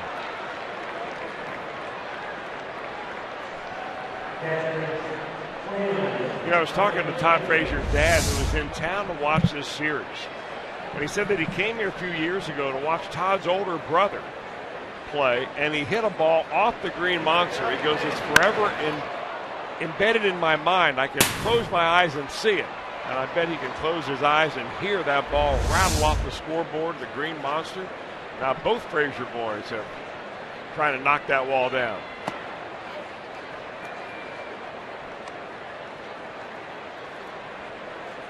Brian Pena has flied out to center field and struck out. Seems as though Pena, when he gets these chances, to comes through in the clutch of late. He's been doing it, and that one is shot into left field, a base hit. On to third goes Frazier. And the Reds now trying to recapture the lead. Runners on the corners and nobody out. Peavy not really giving Frazier much, or giving Pena much of a chance to pull that ball to get the runner over to third base. Pena slapping it right by the third baseman. Reds go first and third.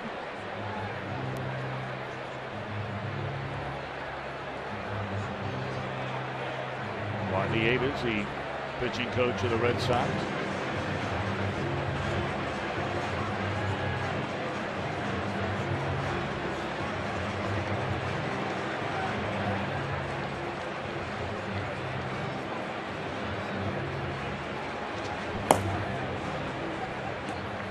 Capuano. We've seen him many times before, mainly as a starter. Most recently, I think, with the Los Angeles Dodgers. He's up in the bullpen. All right, so Ryan Ludwig, who's had a pair of extended trips to the plate against Peavy here tonight, went to 3-2 his first time up, drew a walk. 3-2, multiple pitches, couple of foul balls, wound up striking out in the 4th inning. And there's a fastball, strike one. Trying to grab a hold of that lead. It was 2-0 until the last Boston half inning. Red Sox got a pair to tie it. Frazier a double to lead things off here in the 7th. To third on a single by Pena. Now Ludwig. 1-1.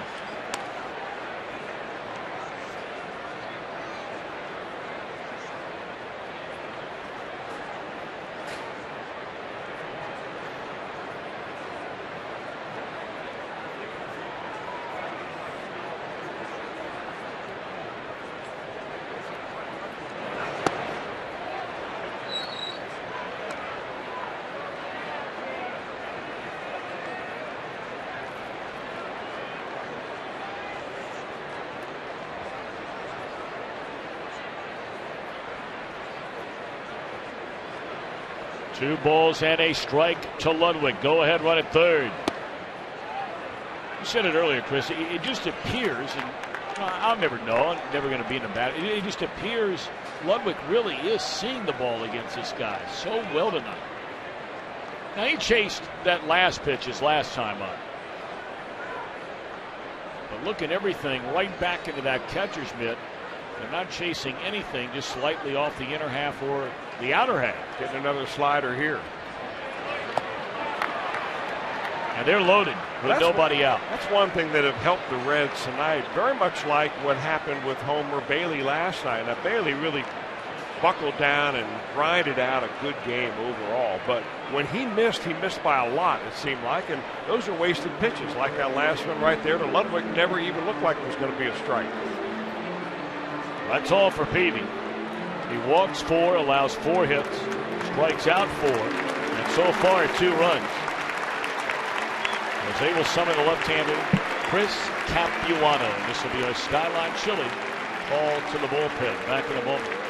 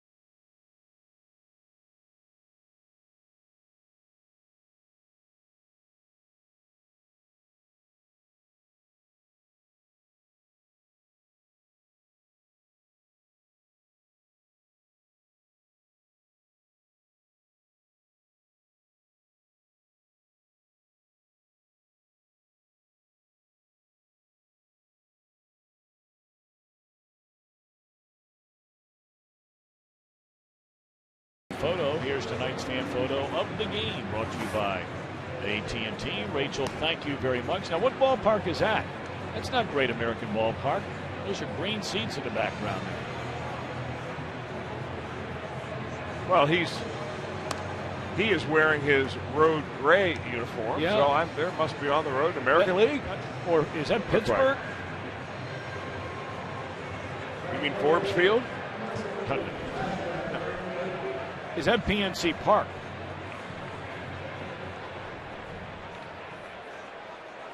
I don't know. Looks like San Diego. Yeah, a little bit. All right. Capuano, for the majority of his career, he's been a starter. Most recently with the Dodgers, mainly with the Milwaukee Brewers. An all-star in 2006. He's been very good here as a loogie, which is a left-handed only one-guy pitcher coming out of the bullpen for John Farrell. It is Capuano's first season in the American League after 9 years in the National League. So big at bat for Bernardina. And it's strike 1.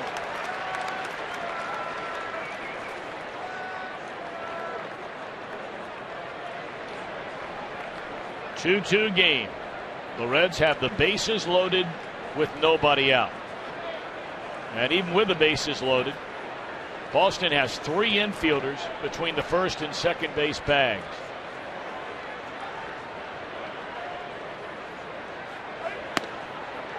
And Bernardina has looked at back-to-back fastballs for strikes. Now, he still doesn't believe that last one was a strike.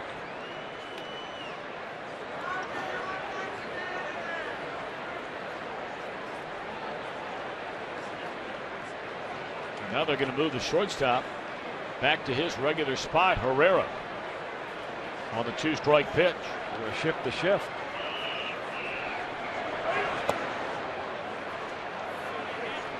maybe the game plan, and maybe Bernardino can get something out of this. The game plan is maybe when you get ahead of him like this, you're just going to continue to pitch him away. That's why they wanted to put that shortstop back over in his normal spot.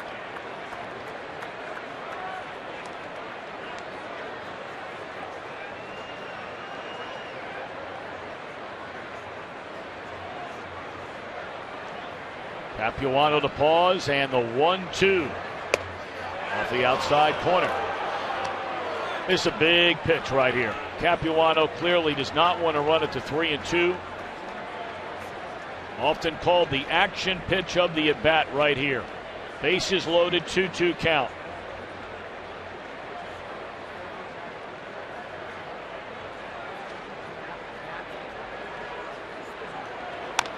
And a dribbler that'll bring in a run. And Pedroia nearly threw it over Napoli's head. But Bernardino able to put the ball in play enough to bring the run in and to advance Pena to third as well as Ludwig to second base. Boy, this is a nice play by Mike Napoli because Pedroia is fairly close to him. You don't expect the ball going over your head right there. That was a quick reaction. He got up there and had to get up high to get it.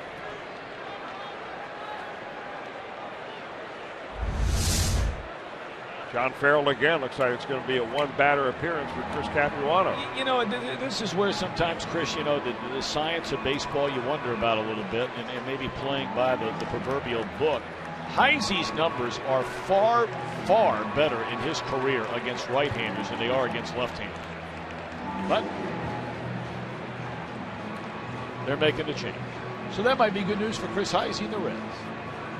They have a 3-2 lead. We're in the seventh.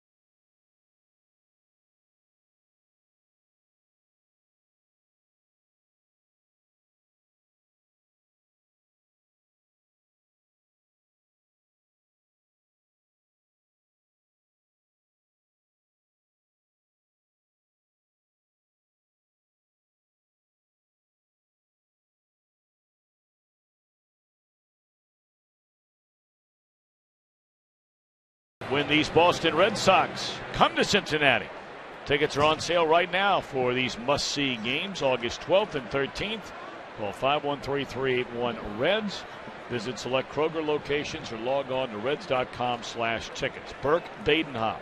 Saw him last night. Badenhop came in this ball game. He was the first guy that John Farrell went to, pitched an inning in 2/3. Those are those numbers we told you about. Heisey, that's not only this season, but in his career, for whatever reason, he has just had a difficult time facing left-handed pitching as a right-handed batter. Yeah, but if you're an American League manager and you haven't seen him, do you really believe the numbers, or do you go with your gut feeling of a righty-righty matchup? And if it turns out to be a big hitter and he does some damage against Capuano, of course, in this newspaper town, they'll rake him all over the coals. Heisey has not driven in a run as a starter this year. His only home run and all 6 RBIs have come as a pinch hitter.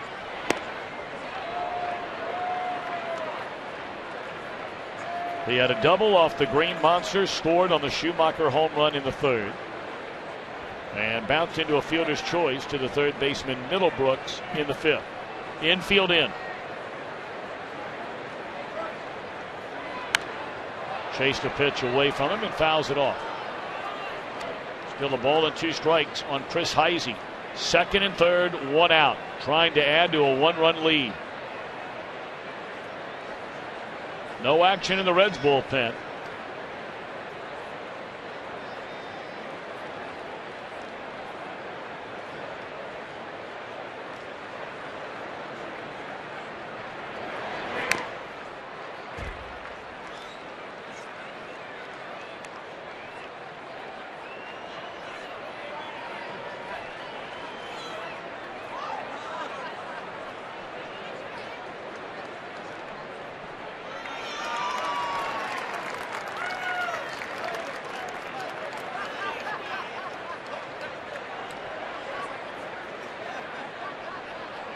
One and two once more to Heisey. 2-2.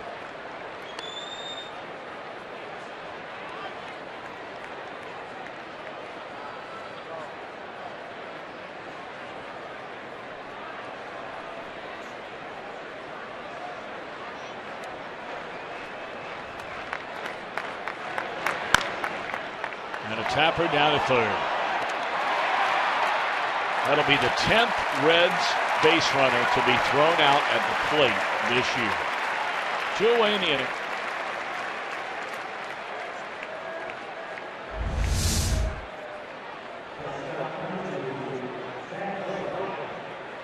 Now, not the speediest of runner either right there in Brian Pena. So the Reds had second and third. Now they've got first and third. So it costs your runner in scoring position. It certainly doesn't run your way out of the inning by trying to score him right there. Now Zach Cozart, runners on the corners and 2 out. This is one of the areas we talked about before this season ever began. Not just us. Brian Price talked about it more than anybody else. About starting to drive in runs when runners are in scoring position. And it doesn't always have to come in the form of a base hit. Well, we saw it on multiple occasions last night, multiple times on Sunday afternoon, and now again in this inning. The Reds will get a run, but that's all. Could have had a lot more. We're going to the bottom of the 7th inning. Reds have a 3-2 lead.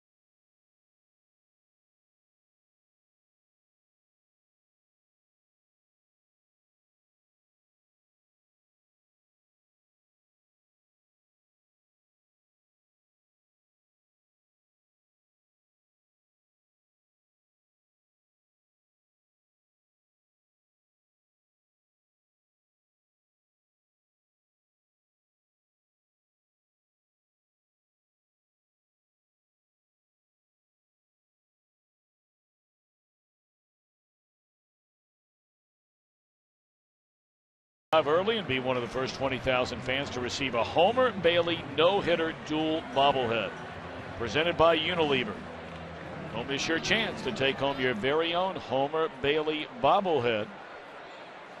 Call 513-381-REDS.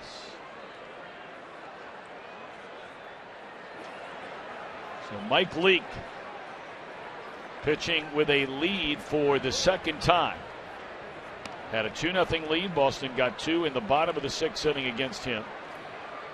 You know, both these defensive managers, Tom, have to figure that they got out of each jam that they were in last inning. Mike Leake got out with 2 runs last inning, after giving up 4 base hits and a walk. And John Farrell's got to think, wow, we got lucky right there, giving up only 1 run. That could have been a disastrous inning for both of these teams.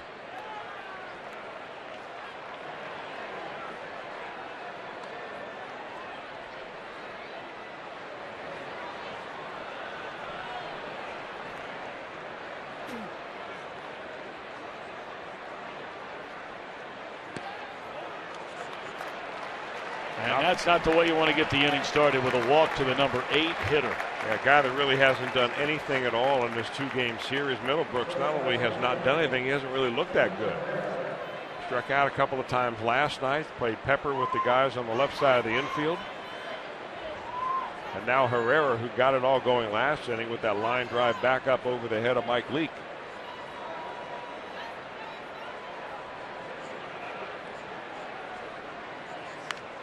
Bunted into the air. Frazier plays it on a bounce and throws out Herrera, who advances a runner with a sacrifice. So the tying run in scoring position with 1 out. Well, that's how far the philosophy of Red Sox baseball has come. I mean, you can watch this team for a decade. Maybe longer than that. And not see a sacrifice. And here you're doing it in the 7th inning. You're 100% correct. That's what we talked about. This doesn't appear, and who knows how it'll all turn out, but it does not appear to be a bruising lineup, as so many for so long here in Boston. Big time encounter here now for Leake. Facing Pedroia. First pitch swinging, fouls it out of play. Now, the guy who's given Leake the most trouble in his career, and certainly the most trouble tonight, is not Pedroia. It's a guy standing on deck. And interestingly enough, all the trouble he's had in his career, he's done batting left-handed. Tonight, Victorino's got him hitting right-handed. So maybe when you see the ball well off one pitcher, it doesn't matter what side of the plate you're standing on.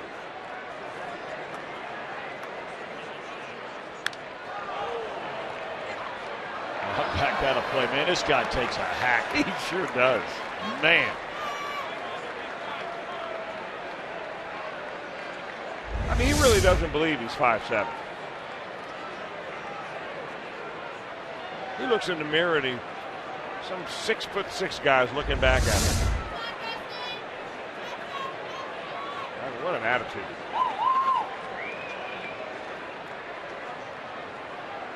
Numbers not where he wants them to be for sure in these situations, and Mike Leake trying to bring him down even more, and he does. That's the second time he's got him to chase a pitch like that away from him of the 3 times that he struck him out of the game. Actually, I think it was the same count, the same pitch each time. The 1-2 count, a slider away, elevated just a little bit to give him a good look at it. He just can't wait back. He's got such a big swing, and he swings so hard that he cheats to get it going to catch up to that fastball.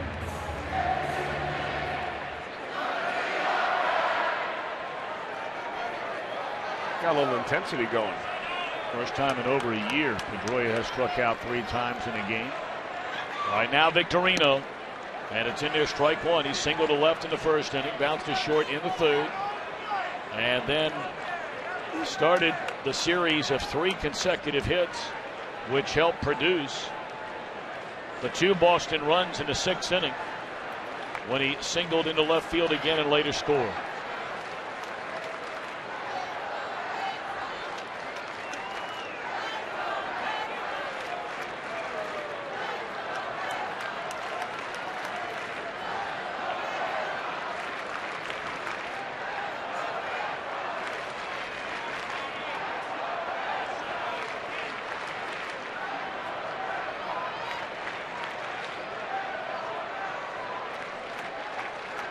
1-1 to Shane Victorino. And it drops in there for strike 2. Not sure he agreed with that. Walking a good 20 feet out of the batter's box. He almost looked like he leaned into that a little bit, thinking that he had a chance maybe to buy a ball by having it very close to him. Not that it was going to hit him, but he thought maybe he could convince Brian Gorman it was off the plate by being so close to him, the hitter.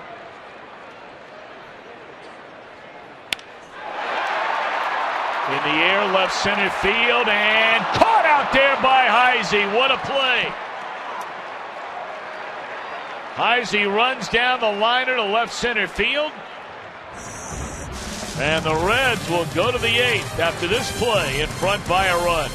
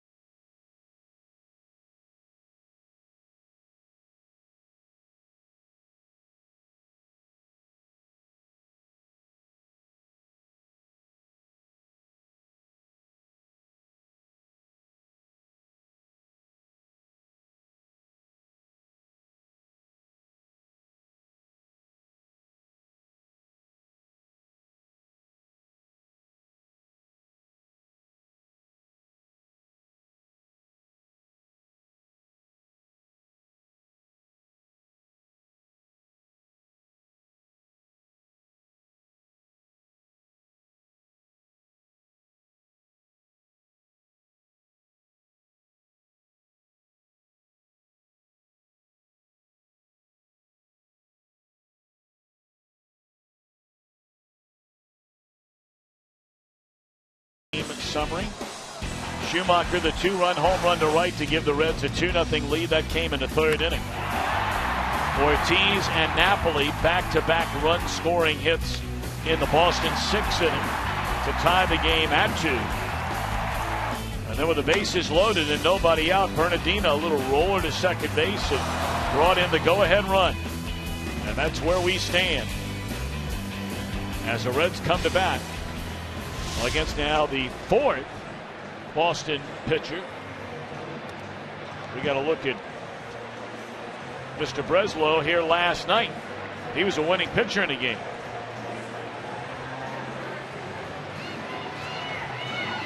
Well, he's facing the left-handed part of the lineup that Brian Price has tonight with Schumacher and then Votto back-to-back. You bunch those lefties up.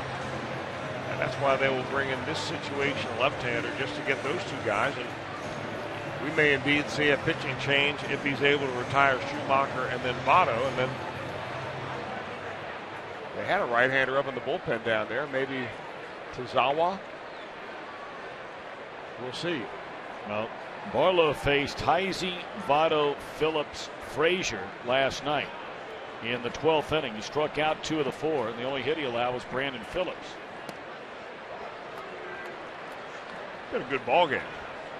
Back-to-back games, good ball games.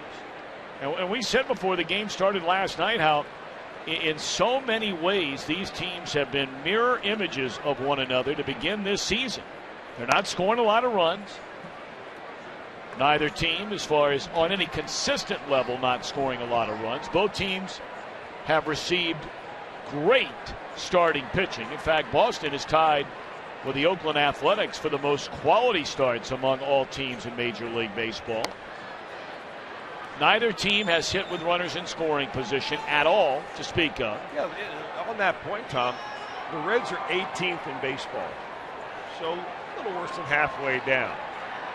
They are the 1 place ahead of the St. Louis Cardinals, who set the world record last year for hitting with runners in scoring position until they got to the World Series. Both of these teams are playing tight games every night. Reds have played 15 one-run games. The Red Sox have played 12. As Schumacher draws a walk to begin the inning, and both teams have not played well in one-run games. The Reds are 5-10. The Red Sox are 4-8. So it is no surprise that we would be playing one-run ball games in back-to-back nights.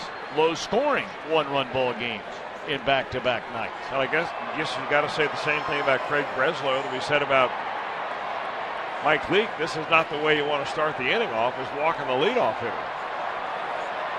Maybe Joey Votto can center one right here. And Votto do. He is 0 for 3 here tonight. And this will be a double play ball.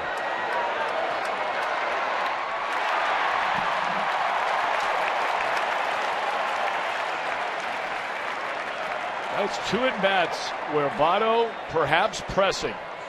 He infrequently swings at the first pitch in at-bats. Tends to try to maneuver the count, work the count a little bit.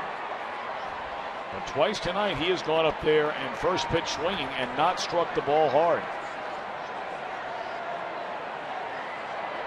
So just like that, 2 are out in the inning.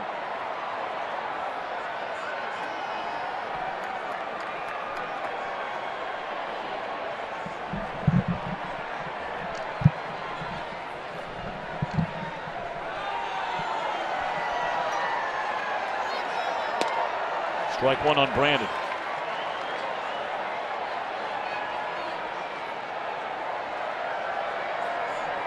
Phillips tonight 0 for 3. Or 0 for 2, I beg your pardon. He's walked, struck out, and grounded out to the shortstop. Reds leading 3-2. We're in the top of the 8th at Fenway Park.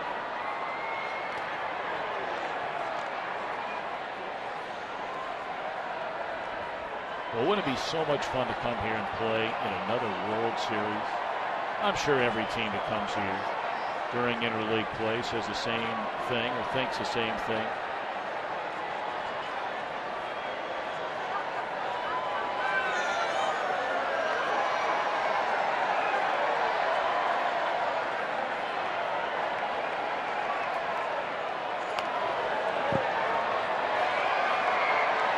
One and 2 on Brandon Phillips.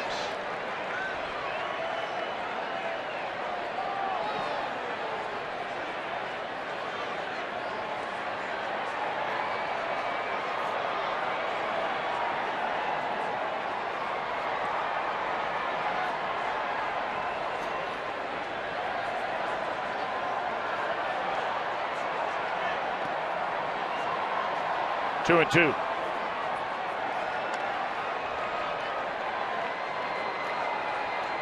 Manny Parra getting loose in the bullpen. You have David Ortiz leading off the 8th inning. Of course, both teams burning through their bullpens last night in that 12-inning affair. Reds using Hoover, Parra, LeCure, and Andrusik. Lifted down the right field line. And Victorino's there to end the inning. Boston will bat in the bottom of the 8th. Reds up by a run.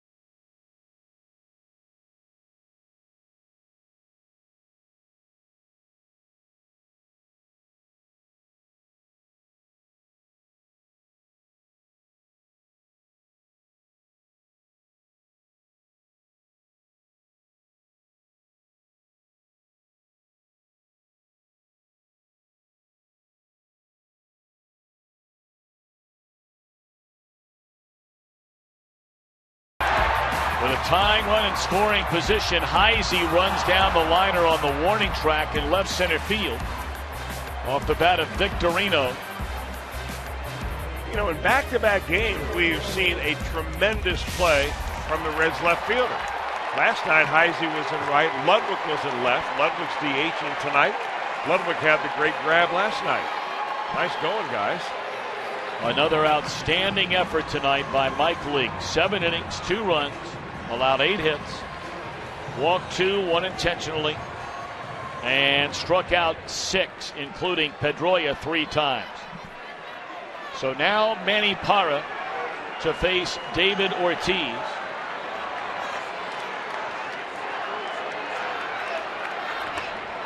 Parra did not face Ortiz in the game here last night. He got Perzinski, Middlebrooks, Bradley, and then was taken down for Sam LeCure. So a perfect inning with a couple of strikeouts for Manny Parra here last night. Got out of play. 94-mile-per-hour fastball, beautifully located at the knees, down and away.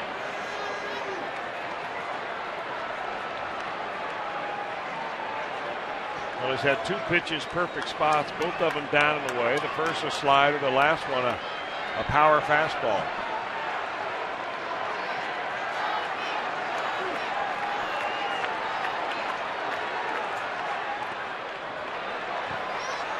Come on, that breaking ball and get Ortiz to chase, but nowhere near the zone to chase. 1 and 2.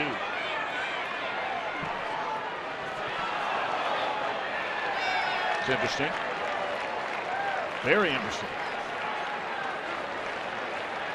And I imagine he faces his share of lefties who come into the ball game simply to face him.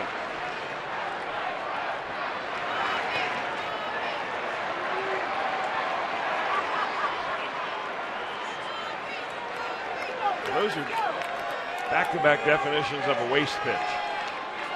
They really don't do anything at all. They never really entice David Ortiz even to think that it might be a strike. You know, you're thinking of your Manny Parra, you know, don't make a mistake here. Don't make a mistake. So you end up bouncing the ball 5 feet in front of home plate. Now you're running yourself into a count where momentum begins to swing towards the hitter. So you cut back with 93 up and away.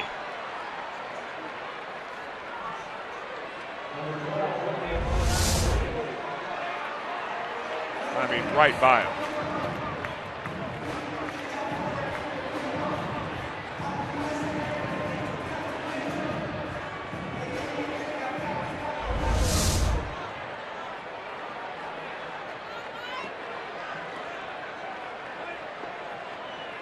Ortiz slamming that bat down on the top dugout step in frustration.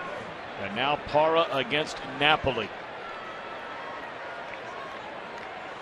Big batter in this game right here. Look at Brian Pena back there. You couldn't be more animated. I mean, he is just almost willing Manny Parra to throw the ball where he wants it.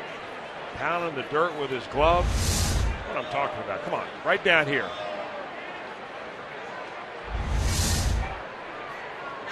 Doing it again. I'll tell you, that really helps a pitcher. It really does.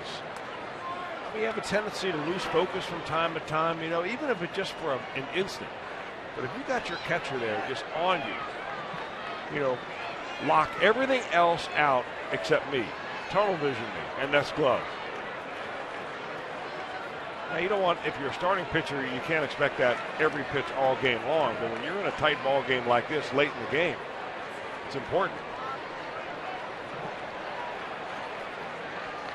1 ball, 1 strike to Mike Napoli.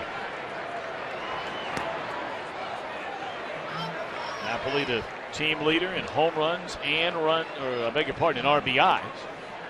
He's 1 home run short of matching Ortiz for the team lead in that category. Napoli with a run-producing double in the 6th inning.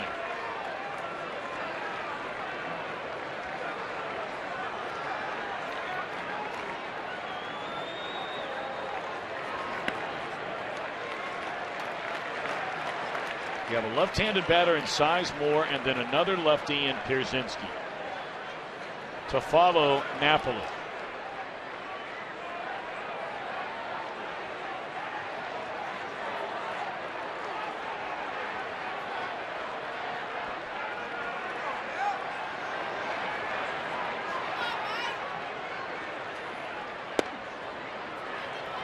Carl walks him.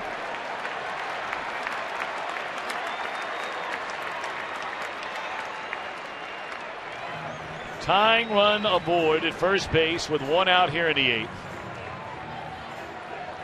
Sizemore has 3 times grounded out to second base. And that's why you're not going to see Grady Sizemore. They announced Johnny Gomes. And as soon as that announcement is made, out comes Brian Price, wanting the right-hander. That looks like J.J. Hoover coming out of there. Hoover gave him an inning and a third here last night.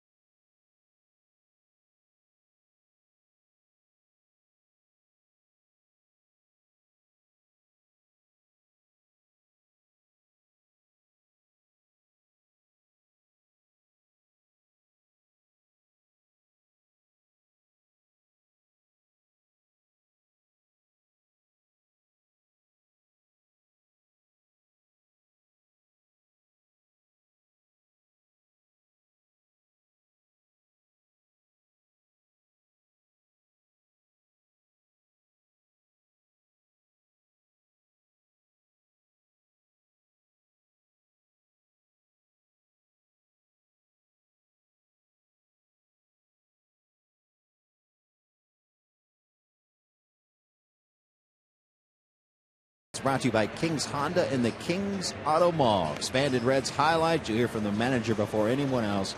And more. It's Reds Live, the post-game edition.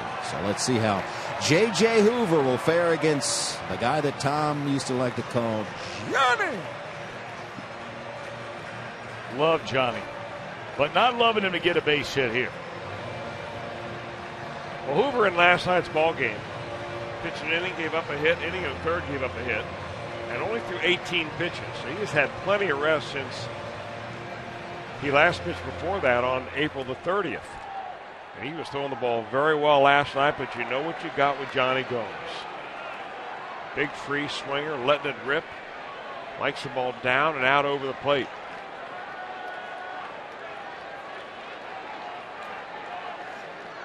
And you know Johnny Gomes has been waiting for this moment. We had such wonderful things to say about the Reds and the Reds organization with Jim Day. We had a chance to catch up with him. You may have seen some of that during Reds Live tonight, also in maybe some of the newspapers.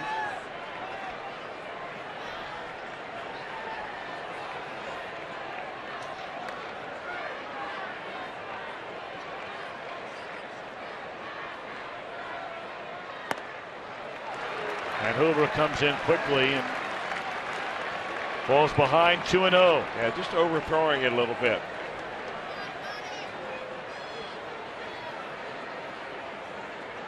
J.J. looking for that consistency, which made him such a huge part of an extremely successful Reds bullpen a year ago. And now it is 3-0 on Johnny Gomes.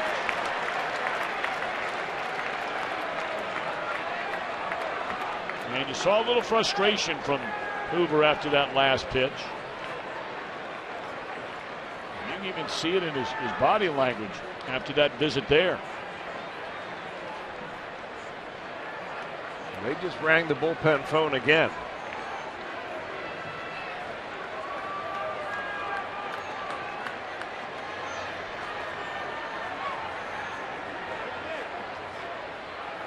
Boy, nowhere near the strike zone. 4 in a row from Hoover. And now you have walked 2 hitters in the inning. Reds bullpen pitchers have. And a tying run is at second. The go-ahead run is at first base. And A.J. Pierzynski coming up.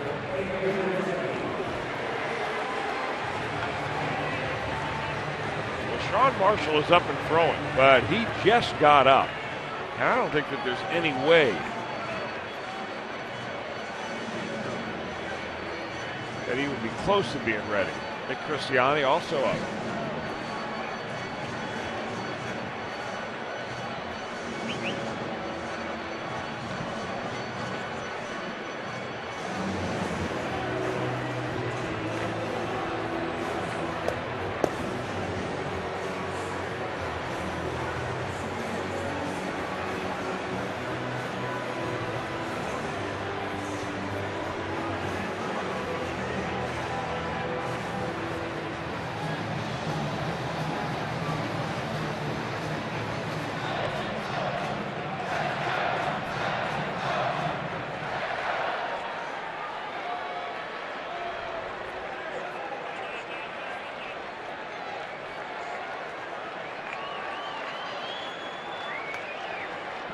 A.J. Pierzynski, 2 on, 1 out. Reds in front by a run.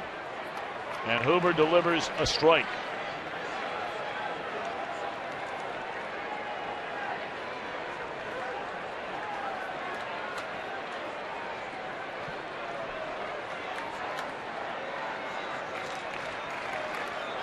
Pierzynski, 1 for 2 in the game. That's a nice play right there by Pena. Fastball down around the feet of the left-handed batter, and he was set up away and had to reach across his body to get it cleanly.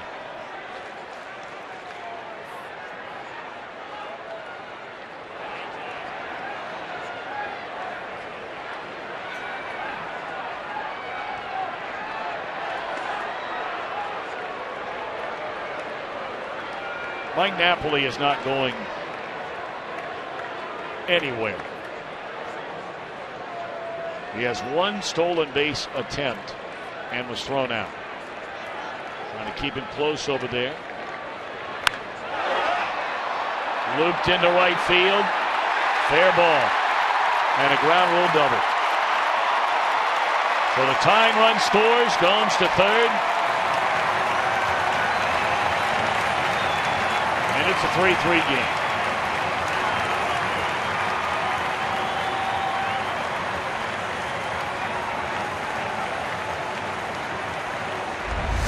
I didn't hit it all that great, but got enough of it. That ball up, and he had a good swing path at it. Interfered with it by a fan down there, and that'll keep Johnny Gomes at third base. That may have been a break for the Reds right there. Had that ball been bobbled around by Bernardino, Gomes would most assuredly have scored. Now they're going to walk the left-hander, Jackie Bradley, load the bases again.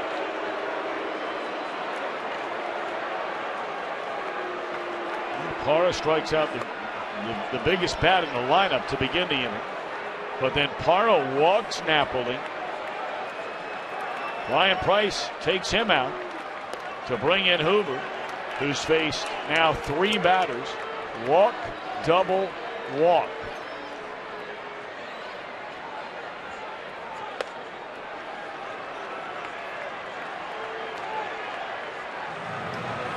The Reds have been so spoiled over the last 4 or 5 years with, if not the best, certainly one of the best bullpens in all of baseball. But with all of the injuries, whether they be to Latos moving Simon into the rotation, no Broxton, no Marshall, no Chapman, you just don't know right now what you're going to get. Well, Brian Price right now is looking for a ground ball, but it's not likely to happen off of J.J. Hoover. He's a very much of a fly ball pitcher.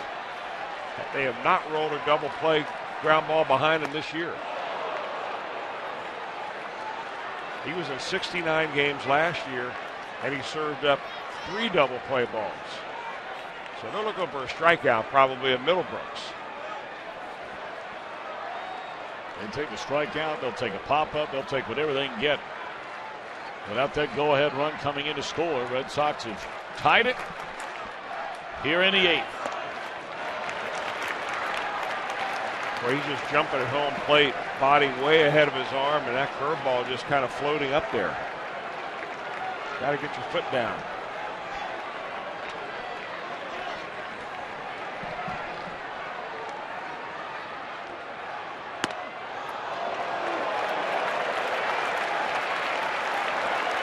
Hoover has walked 10 batters in 9 2/3 innings.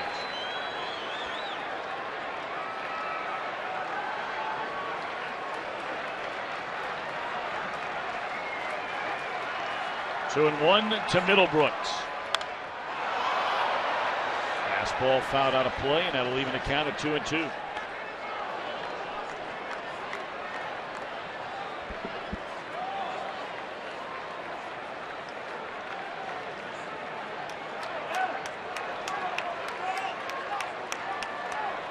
Tying run belongs to Manny Parra after he walked Napoli with 1 out and nobody on here in the 8th.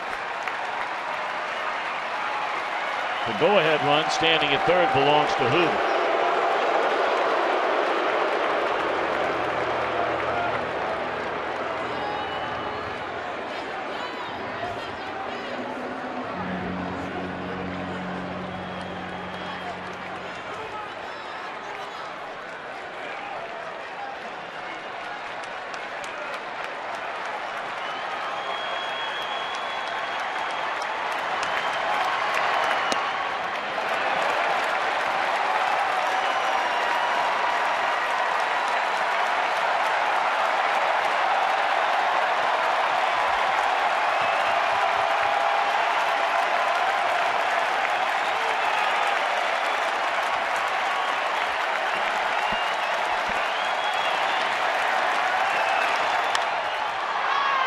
Still 3-2 on Will Middlebrooks.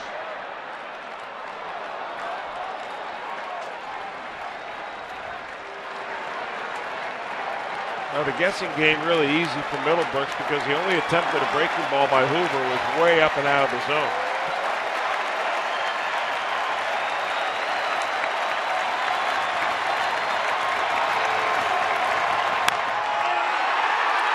Base hit into center field.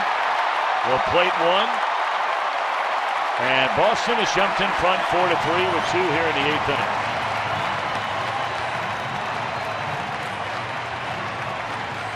And Hoover has not retired a batter, and he'll be taken out having not retired a batter.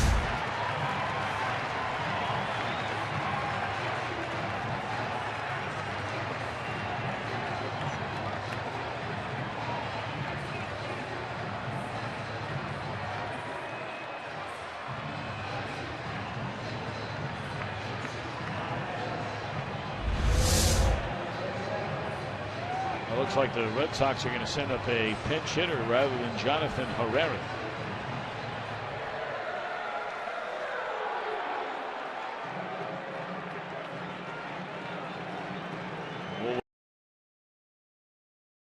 Carp is going to bat for Herrera. Not a good night for J.J. Hoover.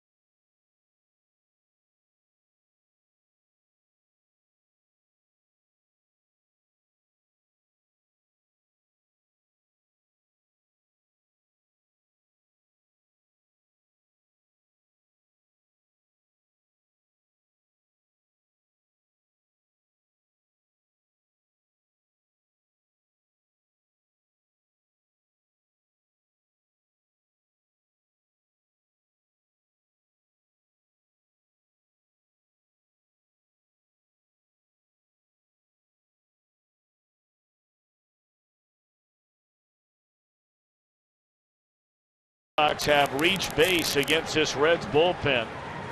Mike Leake, 7 innings, allowed 2 runs. He can't get the win. He can't get the loss. 3 of the 5 that have reached have walked. And now, with the bases loaded, in walks Sean Marshall to face left-handed batting outfielder Mike Carp. Of course, Marshall started on the disabled list. This is only his 5th appearance of the year. Last time he pitched was against the Cubs, and that was that 9-4 ball game that the Cubs beat the Reds, really got out of hand. Strike 1.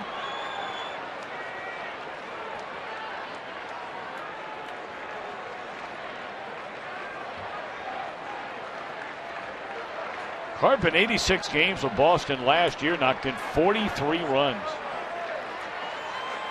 Had 29 extra base hits.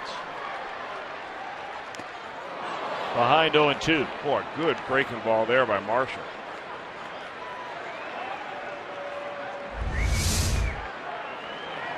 That's the importance of throwing that first pitch fastball for a strike. 0-2 to count on Carp. Served foul.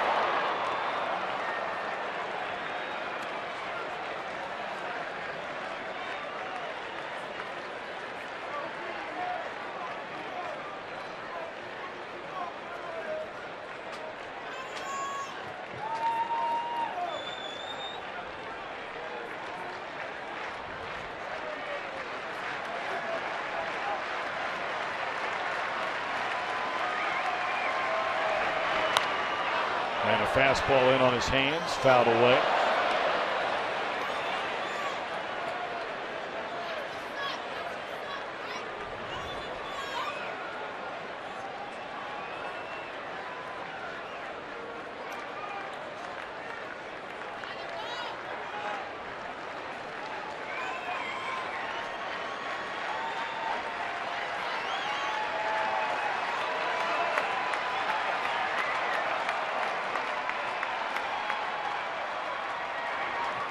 Struck him out on a breaking ball.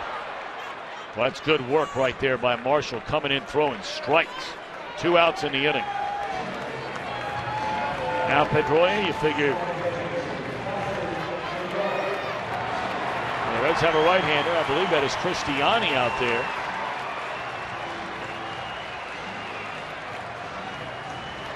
Or are they going to allow Marshall to face the right-handed batting Pedroia? Well, they may like what Marshall has been able to do. He's been able to control his fastball. Every time you go to the bullpen, you bring in a certain percentage of uncertainty.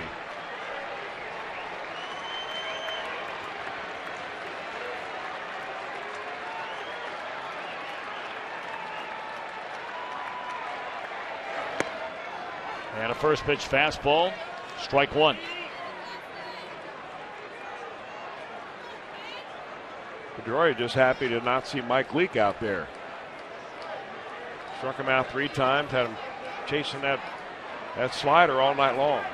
First time, and I showed you over a year, Pedroia has struck out 3 times in a game.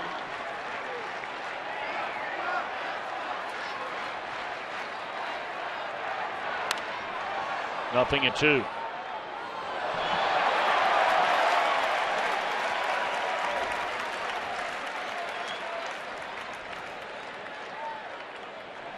Two runs in the 8th inning for Boston against Parra and Hoover.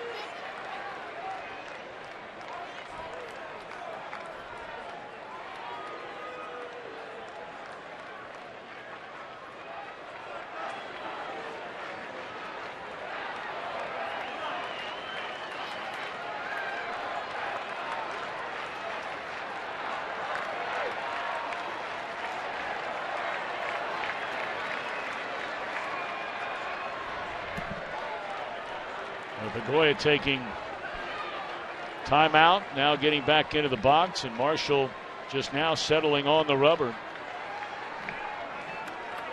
Marshall, the quick nod of the head with Pena, and the 1-2.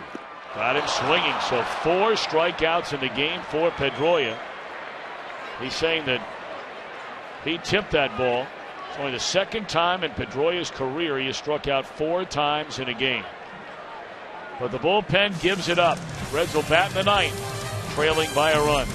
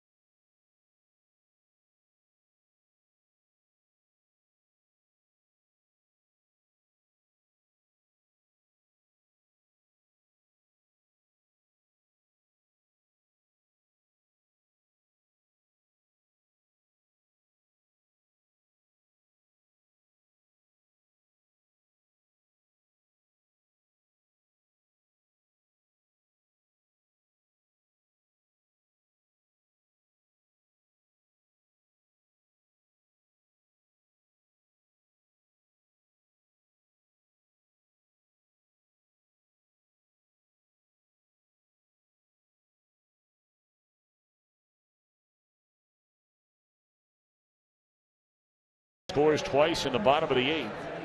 Changes on defense. Johnny Gomes stays in the game after pinch hitting. He'll be in left field. And Xander Bogaerts takes over at shortstop for Herrera after they hit for him. And now on the pitch, Koji Uehara.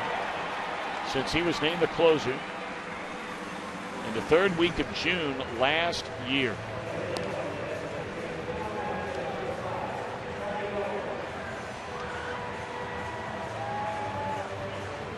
Uehara is one of these pitchers who really defies logic because he only throws the ball anywhere from 88 to 91 miles an hour, but he consistently throws a 4-seam fastball right by hitters. Deception is there. He's got kind of a hesitation in his delivery. But he has simply been lights out for the Red Sox ever since they made him into that closer. Well, he allowed 2 hits, both infield hits, in a scoreless 9th inning here last night. And just to remind you what he does, he tries to get ahead with the fastball, but he's pitching the entire bat to try to get to his split finger pitch. And that is his pitch of choice to get hitters out, righties and lefties.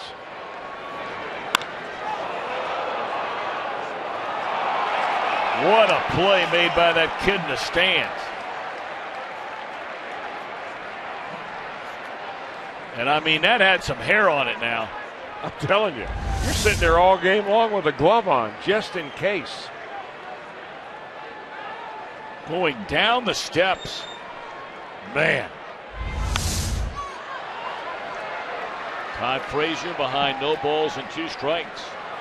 Well, you look back on that 8th inning. And you brought it up at the time, Chris. You know, you have Parra start the inning naturally, facing the left-handed batter Ortiz. He walks a right-handed batting Napoli. They decide to pinch hit for Gomes, so you bring in a right-hander in Hoover. There's strike 3 called to Frazier. But you wonder, would Brian Price look back on, should I have handled it any differently? We brought up at the time that Marshall just started to get up to throw, knowing that you had back-to-back left-handed batters coming up in Pierzynski and Bradley, and yet Marshall wasn't ready for either one of them. I guess that he wasn't going to use Hoover for just one hitter. Ahead of time, he had made the decision he was going to leave in Hoover for more than just a one-batter appearance. And really the way that Hoover pitched last night. Of course, he faced Ortiz, left-hander, got him to pop up. The other two are right-handers. But he didn't look anything tonight like he looked last night. Well, he's on the hook right now for what would be already his 4th loss of the year.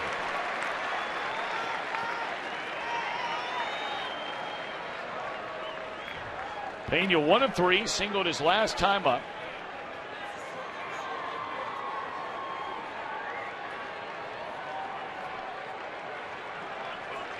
And then it'll be Ryan Ludwig. Reds down to their final out.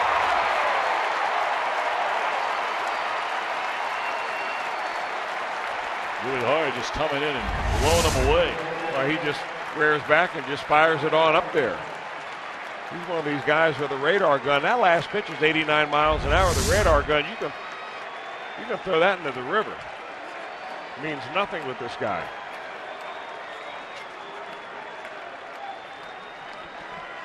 Once more, Mike Leake pitches well enough, more than well enough to get a win. Team scored 3 runs behind him. Well, more important than that, this team got good enough pitching to win a ball game. They had not only the opportunities of lost in the inning in which they gave up the go-ahead runs, but the innings in which they had opportunities to put added runs on the board. Yep, 2 nights in a row. I mean, that is just as important in my mind as you know, giving up the 2 runs in the 8th inning is not being able to convert more than one of them in the 7th when you're batting.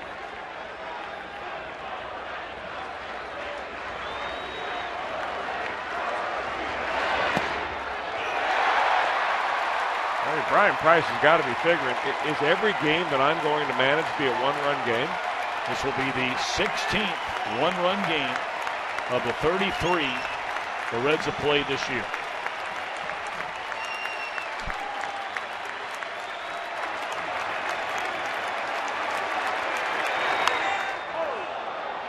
Swing on and fouled out of play. Not only that, you include 2-run decisions. So it would be 20 out of 33 games that have been decided by 2 runs or less. And the Reds' record in those games, 6-13.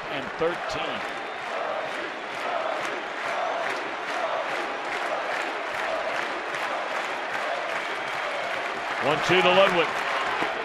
Started 2, laid off, it's low. There's Ludwig. One big crack of the bat away. And tying this baby up here in the top of the 9th inning as the Reds are down to their final out, perhaps their final strike.